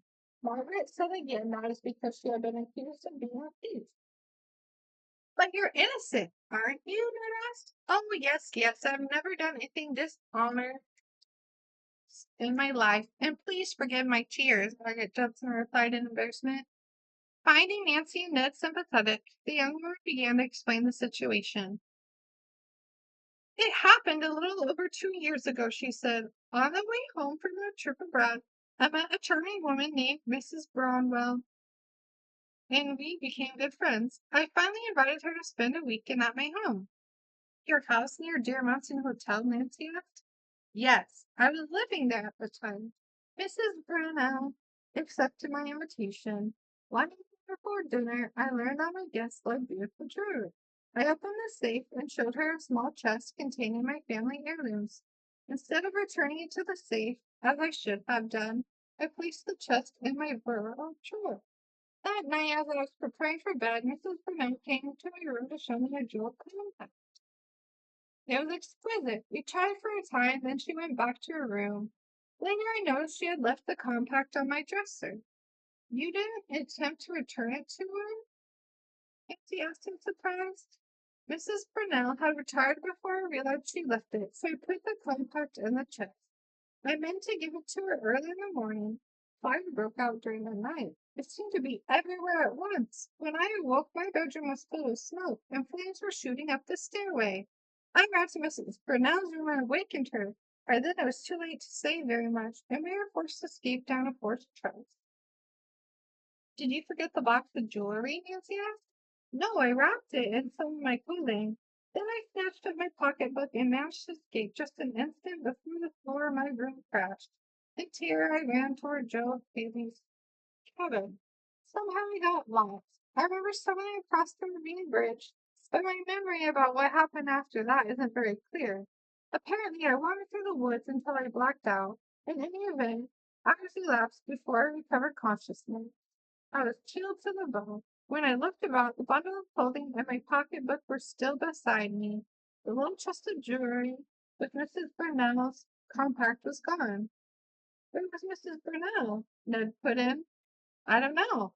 I'm not sure she followed across the bridge. Did you notice footprints when you woke up? Which way did they go? Nancy queried. Margaret Judson shook her head. I was too excited to notice anything. I wandered about in a semi-dazzled condition, hoping I'd find the jewelry. It seemed certain I must have dropped it somewhere in the woods. When dawn came, I knew that the search was useless, and I was exhausted. I staggered to Mr. Hill's cabin and told him about the fire and that I lost the chest. I begged him to try to find it. He promised he would. Was the jewelry extremely valuable? Ned asked. Yes. Several of the pieces were priceless. Among them was my diamond engagement ring. I valued it more than anything else, and of course Miss Bruno's jewel compact was worth a small fortune. According to her estimate, Nancy remarked. Did you agree? She came to me later and said it was valued at $6,000. I wouldn't know its worth, Margaret answered. She blamed me entirely for the loss. How could she do that when she left the compact on your dresser? Ned spoke up. Margaret shrugged. Mrs. Brownlow demanded that I return it immediately or pay her the amount. She threatened to turn me over to the police. I would have paid the money gladly, but I couldn't afford to. I had only a small bank account. Nearly everything I owned, except a few acres of land, were destroyed in the fire. Unfortunately, the insurance policy on the property had that. I doubt that she could have proven any claim against you. You mean she couldn't have had me arrested? I didn't think so. She would have said that I had hidden the jewel case deliberately. Even so, Mrs. Brunel couldn't have won her case without proof, I told her. You should have consulted a lawyer. I realize that now, but at the time, I was panic stricken. I ran away and lived for a while in Chicago. Running away was the worst thing you could have done, Ned remarked. I was so upset I acted impulsively. All along I kept hoping Joe Haley would find the jewel chest. It had to be somewhere in the woods. So much time has passed now that of course there's no hope of finding it. Don't give up yet, Nancy remarked, but the young woman did not seem to hear her. Mrs. Burnett has never stopped bothering me since the compact was lost. Margaret Judson went on. While she has never come to me herself, she has sent a friend. A friend? Nancy inquired. Another woman who follows me wherever I go. She keeps pressing me for money and threatening that unless I pay, she'll expose me to my friends and to police. Margaret, I think your troubles are nearly over, Nancy said kindly. Your jewel box has been found. What? The young woman trembled with eagerness. Did Joe Haley find it? No, it came into my possession by accident, Nancy explained. Tell me, what was the little chest made of? Carved brass and the design was very beautiful. It's hard to describe, but I can draw. Margaret Judson made a rough sketch that convinced Nancy the chest she had found in the ravine did indeed belong to the young woman. Did it contain the missing compact? Margaret asked anxiously. Yes, and the diamond ring you mentioned. I think everything that was in the chest the night of the fire is still there. Oh, Nancy, how could I ever thank you? Smiling, Nancy suggested, perhaps you'd like to go to the cabin now. Mr. Haley would be happy to see you again. As the car sped along the road toward Deer Mountain Nancy answered the young woman's questions concerning the discovery. Margaret knit her brow. Could I have dropped it on the bank of the stream when I crossed the bridge that terrible night? I have no recollection of anything I did. It's possible the chest slipped from the bundle of clothing you put it in. I found it buried deep in the mud. Ned parked the car at the side of the road. The three walked along the trails of the cavern. In the distance, they could see lights glimmering through the trees. As they approached closer, they heard men's voices. Nancy assumed that her father was talking with Mr. Haley, and she felt elated to think that the patient was gaining steadily in strength. Sound of footsteps brought Carson Drew to the floor as he to the door. As he flung it open, Nancy glanced inside and saw that her father had a visitor. She looked at Margaret Judson. Directly behind Mr. Drew stood Mr. Mark Wardell. Margaret did not see her former fiance until after she had entered the lighted cabin. Their eyes met in a surprised stare. Neither spoke. An awkward silence followed. Even Nancy could think of nothing to say or do at such a critical moment. Okay, what would you have done if, like, these two people that seem to love each other, they're engaged and they just see each other? It's been a few years. I think I would be like, oh, like I'd like reintroduce them, like, oh hey, like this is so and so, and they'd be like, well, yeah. And it's like, well, long time no see. You guys gotta catch up. Chapter 19. A match of wits.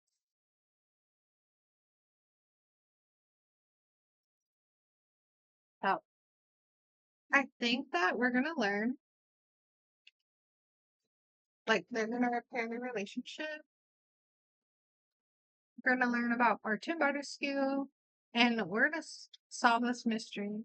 And when I say we're gonna solve this mystery, I mean Nancy is going to solve the mystery.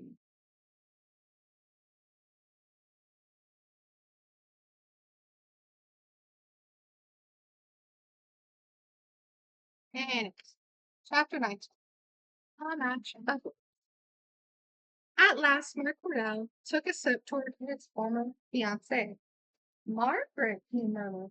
Mark, she replied, and with a little sob threw herself into his arms. I've missed you so very much. Mr. Drew, Nancy, and Ned decided that the happy reunion should be private. They slipped quietly into Mr. Haley's bedroom and closed the door. If Margaret and Mark can just talk things over alone, Nancy whispered to her father and Ned, I'm sure everything will turn out perfectly. This plan of yours to reunite the lovers is fine, Parson Drew replied gravely. But don't forget the stolen compact that was found in Margaret Judson's brass chest. Nancy laughingly pressed her fingers against her father's lips. Wait, Dad, until you've heard my story. I'm positive Margaret is innocent. She explained the whole matter to our satisfaction. Ned nodded in agreement. I'd like to hear what she said, the lawyer replied. With a word now and then from Ned, Nancy related what she had learned from Margaret Judson. She was gratified to see that the information seemed to impress her father. In my opinion, Nancy said, Mrs. Brownell and her mysterious friend are the suspects in this case. You may be right, Nancy, her father commented, but there's no opportunity to say more just then, because the door opened, Margaret and Mark stood there smiling. They did not need to announce that their engagement had been renewed. I'll never be able to repay you for your kindness, Margaret, told Nancy, tears filling her eyes. Asked Annie David. I have just one talk with my father about Mrs. Brunel and her friend, and give him as much information about them as you can remember.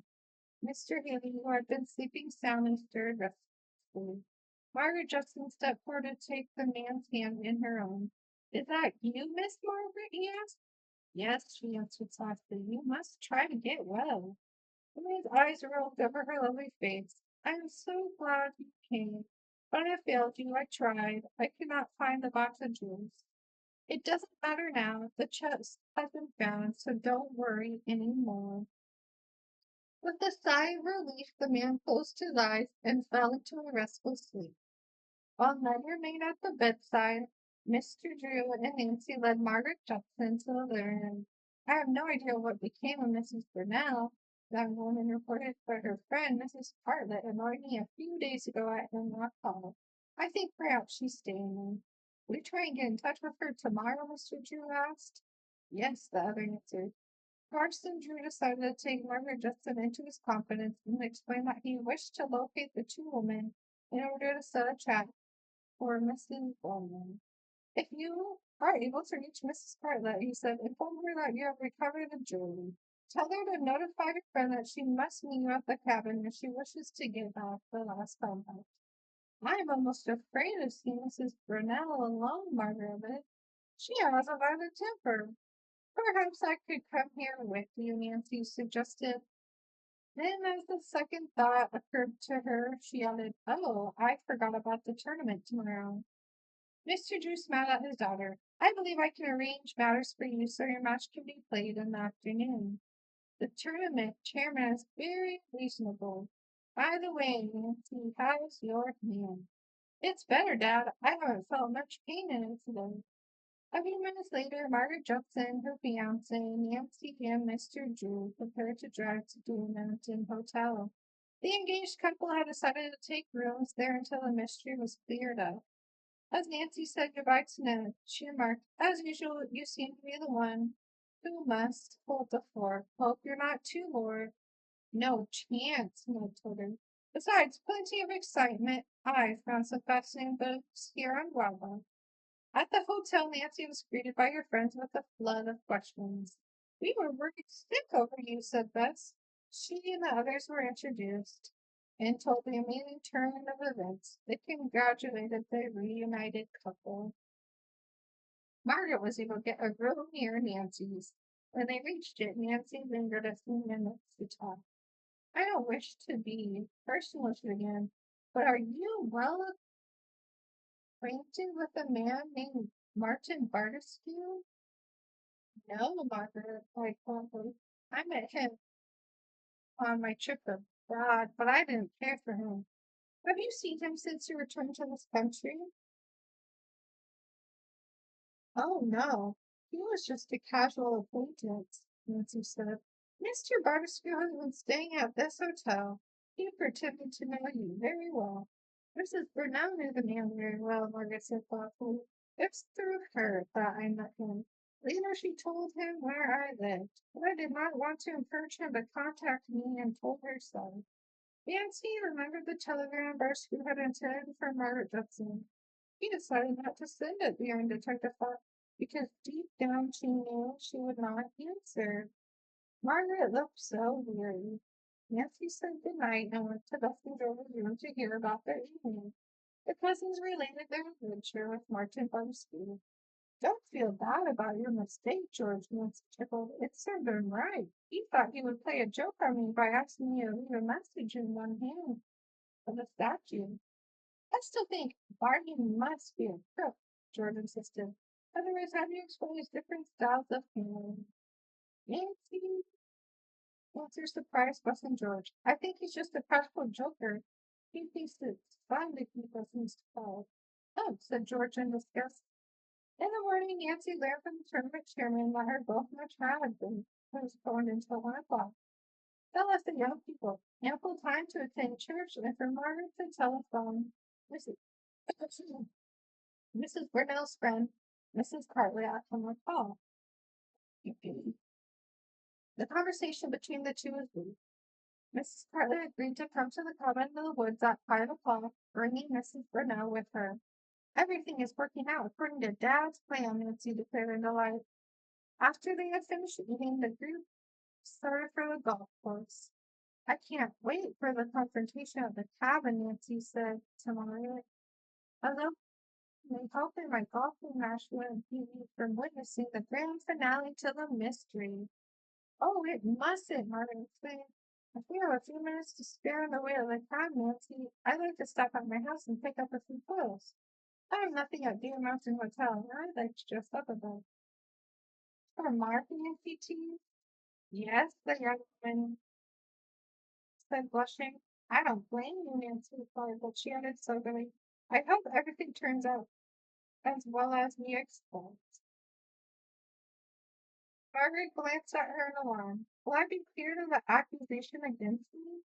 No doubt about it. We'll make Mrs. Burnell confess, Nancy said confidently. It occurred to her, however, that if Mrs. Burnell should get the slightest inkling she was under suspicion, the woman would not keep the appointment at Mr. Haley's cabin.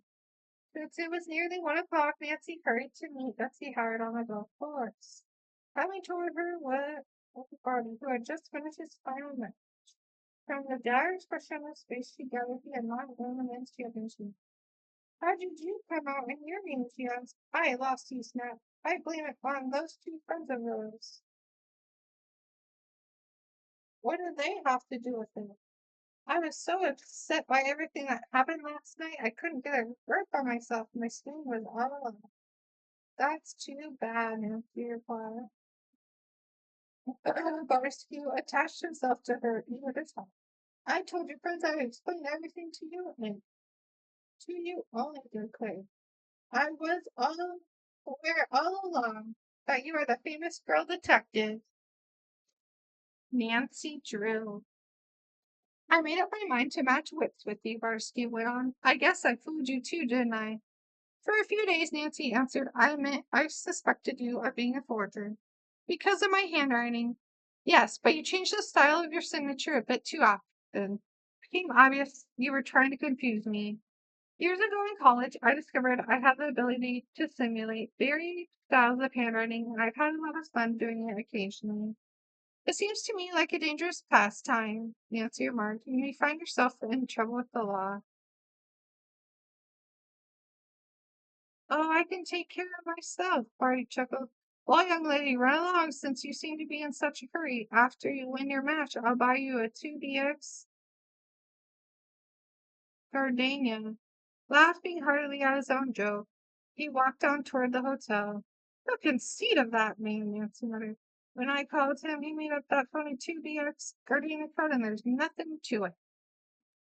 Nancy greeted Betsy Howard and walked with her to the 15th tee where play was to be resumed. A large crowd of spectators had followed the two players, and Nancy's friends had joined the crowd. Good luck, George called. It was generally conceded that Betty would win the match and lift the tournament. Being 1 point ahead with only 4 holes left to play, she held the advantage. Then, too, because of Nancy's injured hand, few people believed she could play her best game. Betsy Howard, having won the last hole, held the home and driving first and sent a long straight ball flying down the fairway. Undaunted, Nancy teed up and swung her club with all her strength. Since they were nearing the end of the match, she had no intention of babying her injured hand. Nancy had struck her ball squarely. To her satisfaction, it sailed past the trees and came to rest in the middle of the fairway, some yards ahead of Betsy's drive. A murmur of admiration ran through the crowd. And as Nancy was leaving the tee, her caddy followed. On a sudden inspiration, she asked, Chris, have you ever caddied for Mr. Barterskew? Yes, Mr. Drew, why? While she was trying to decide how to find out if the man had ever quizzed the caddy about her interest in the London Bridge, he replied to her unspoken question. Mr. Barterskew was always asking me where I thought you went. I never told him about the scarecrow, the boy laughed. All I said was that you seemed interested in Miss Margaret Judson, whom you still live near her. At that moment, the conversation was interrupted by a boy from the hotel. He handed Nancy a sealed envelope. Promptly, she tore open the envelope. A broad smile spread over the girl's face as she read the message. Good luck, Nancy. The stage is set for Mrs. Brownwell's arrival. Nancy smiled. Her darling father. He did not overlook a thing. She knew he had been in touch with New York detectives, asking that they bring the stolen compact with them. Undoubtedly, he was now awaiting their arrival at the airport. Everything is moving along, so there's nothing for me to worry about except this golf match. Nancy reflected, studying her next shot. She addressed the ball while the crowd watched in admiration. Nancy made a beautiful drive, which her opponent could not equal. She won the hole, squaring the match. Betsy Howard, firmly determined not to lose the tournament, wasted no shots on the 16th hole. With the result, she matched Nancy's strokes equally. With only 2 holes to be played, the score still stood even. As Nancy prepared to make her first shot from the 17th tee, Chris sidled up to her. Miss Drew, he said, timidly taking a ball from his pocket. I don't know if this is the right time to tell you, but see what I found. The ball Jimmy Harlow autograph for me. Thanks a lot, Nancy cried in delight. Where was it? Not far from the haunted bridge. It was hidden under some dry leaves. Why don't you finish the tournament with the autograph ball? It may bring you luck. Nancy crossed her fingers and smiled. I'd like to use it. Turning to her opponent, she requested permission to change balls. I have no objection, Betsy assured her. Nancy felt confident as she teed up to the Jimmy Harlow ball. Had it not led her straight to an absorbing mystery? Could it also help her win the silver trophy? Dun, dun. I believe that this is now the last chapter. Chapter 20. Things are coming together, aren't they?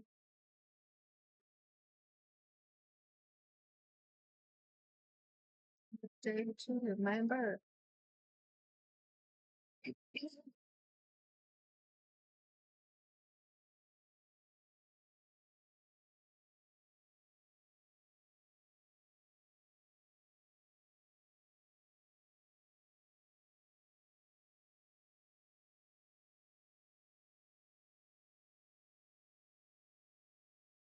Chapter 20. A day to remember. Nancy was so intent on her golf game she hardly noticed the pain in her hand. She became oblivious to the crowd and their comments. She was not aware that her excellent shots were forcing Betsy Howard to press and make costly errors. After Nancy put it at the 7th green, she vaguely heard Chris say, You're one up, Miss Drew. Half this hole and the women's championship is yours. Nancy played the 18th in true champion style. Every shot straight and true. Betsy, in a desperate attempt to win, had tried too hard. She had sent her ball into a sand trap, costing her an extra point. Nancy's ball already rested about 10 yards from the cup. After Betsy chipped her ball onto the green, she was 8 feet from the hole. Nancy put in her ball with care and confidence. It rolled so swiftly that a low gasp of horror went up from the crowd. Many thought it would end up at the far side of the green, but the ball had been tapped accurately and it dropped into the cup. Betsy Howard stood perfectly still for a moment, then she put in her own ball, missed, and tried again. This time it dropped, but already the match was lost. She reached out and grasped Nancy's hand. Congratulations, my dear, you played a beautiful game. The crowd cheered and friends rushed forward to praise Nancy.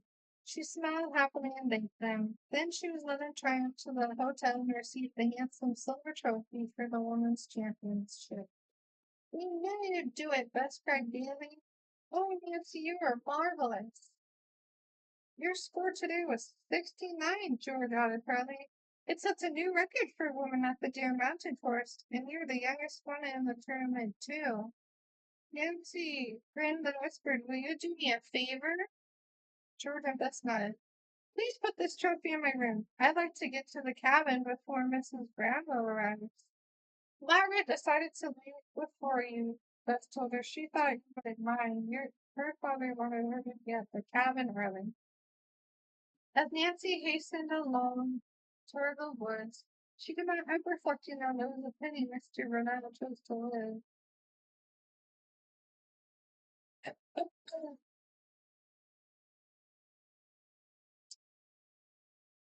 She could not help reflecting that it was a pity Mrs. Grant chose to live by dishonest means. She found herself wondering about the child's picture in the jewel compact. Who was she? Nancy's thoughts were interrupted as she approached the bridge. Moaning and groaning, the air louder than ever, and the scarecrow danced wildly in the wind. Nancy stopped in the middle of the bridge and gazed up into the tossing treetops, listening carefully. Suddenly she gave a little smile and with a nod of satisfaction hurried on. She made her way quietly along the familiar path to the cabin. Hearing no voices within, she opened the door. Carson sprang Carson Drew sprang to his feet, then laughed in relief as he saw that the caller was his daughter.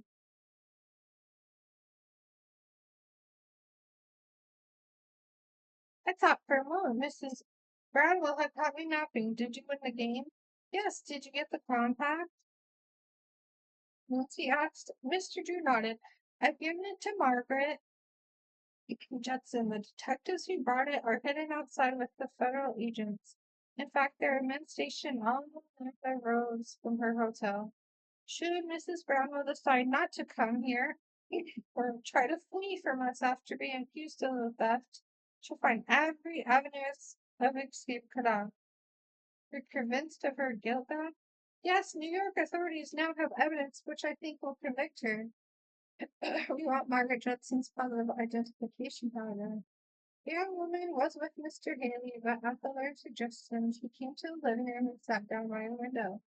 The others secreted themselves in the closet. 15 minutes elapsed, and both Nancy and her father were growing weary of the cramped quarters. Suddenly they heard Margaret say in an excited undertone, Mrs. Brownwell is coming, and Mrs. Carter is with her. Margaret opened the cabin door to admit the two women. They glanced about quickly. Then, apparently satisfied that no trouble had been set for them, addressed Miss Jackson. I am in a great hurry, Miss Brownwell said. My friend tells me you have recovered the jewel compact. I have it in here, Margaret replied, but I must be certain that it belongs to you. She handed open the case for inspection. Yes, it's mine. You're quite sure. Of course I am, Mrs. Brownell retorted impatiently. See, I'll show you. She opened the lid, displaying the picture. This is a photo of my little girl, only it has been ruined. Carson, Drew, and Nancy emerged from the closet and confronted the two startled women. Your identification is very interesting, Mrs. Brennan, the lawyer said evenly. But that compact is still in property. What do you mean? She gasped, backing away. The jewel case, no doubt, was given to you by a member in a tourist smuggling ring. The lawyer said quietly, as a reward for your past services in selling stolen jewelry for them. Mrs. Brownell stared hard at Mr. Drew and knew that his words were no idle bluff. She suddenly darted toward the door, but the lawyer, prepared for such a move, caught her firmly by the wrists. Simultaneously, two federal agents appeared in the doorway to block Mrs. Cartlett's escape. After Mrs. Burnell had been informed of her constitutional rights, Mr. Drew urged her to tell the truth. If you turn state's evidence, your prison term probably will be lighter. It's true, the compact is stolen property, the accused woman made after a long moment of silence. I didn't mean to steal nor to have dealings with thieves, but I met a very pleasant man who induced me to help him. At first I thought it was honest work, and I accepted this jewel compact in payment. Later on, I was rewarded with other rich presents, including another valuable compact to replace the one I lost. I put another picture of my daughter in it. She paused before adding, by the time that I suspected the truth, there was no retreating. Many times I tried to break away from the game, but it was impossible. What are the names of these persons with whom you've been dealing? Mrs. Brunel's eyes rubbed accusingly toward her companion. You can't drag me into this, the other woman cried out. Carson Drew looked at her intently.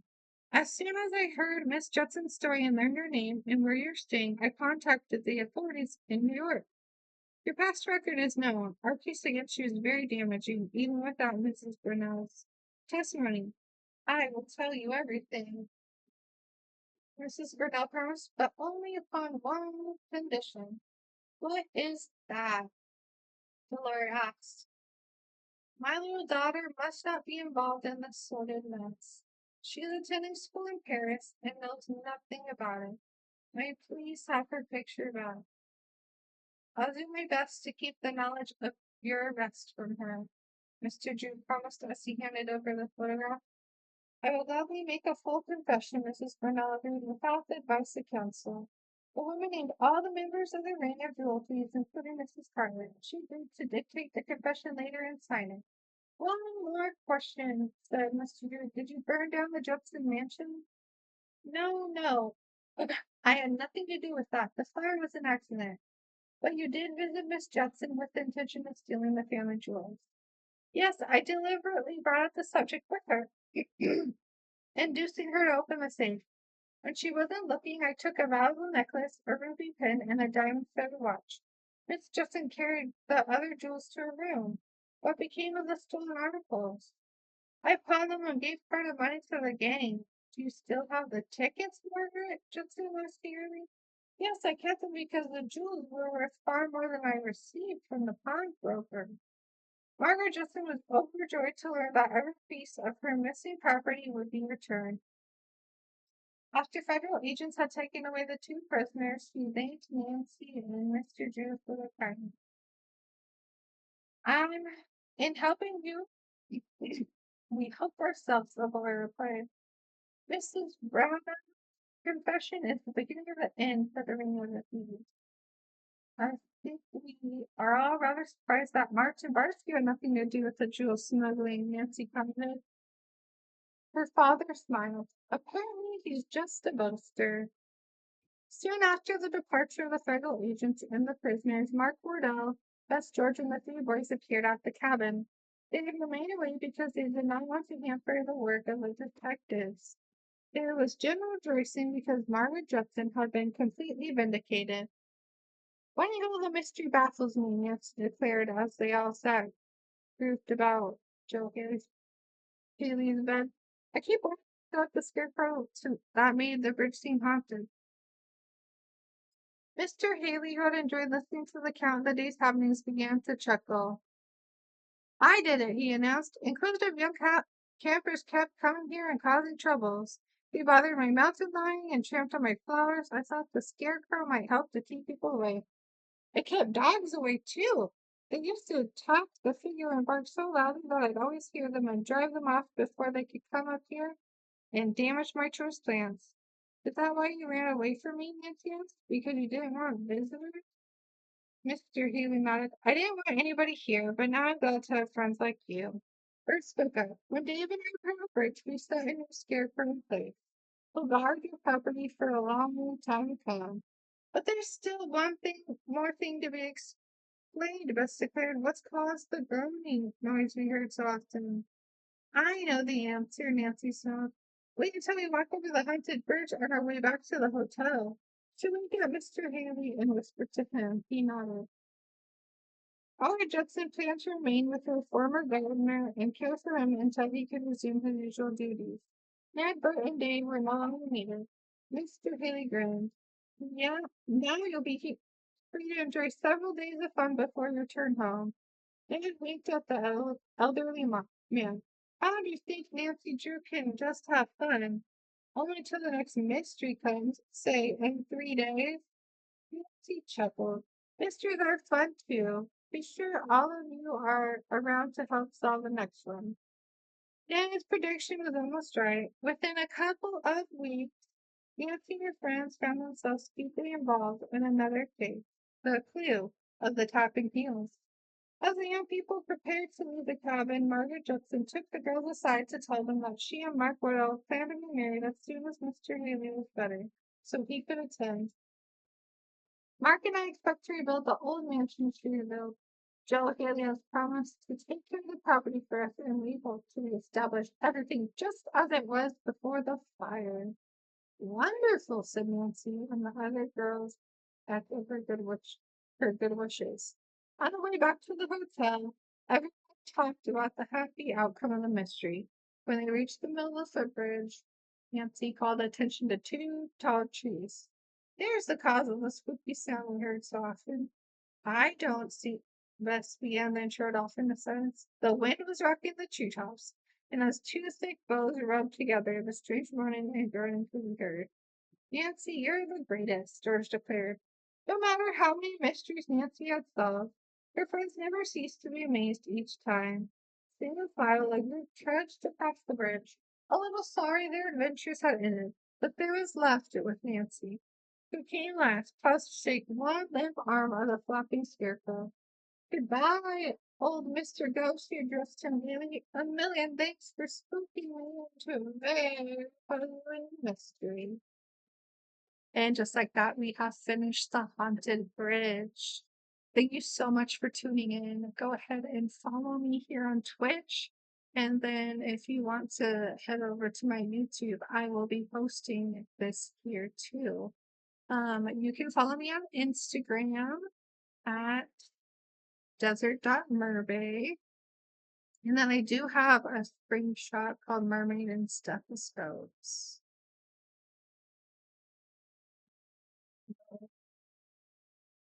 Thank you so much, and feel free to tune in next time.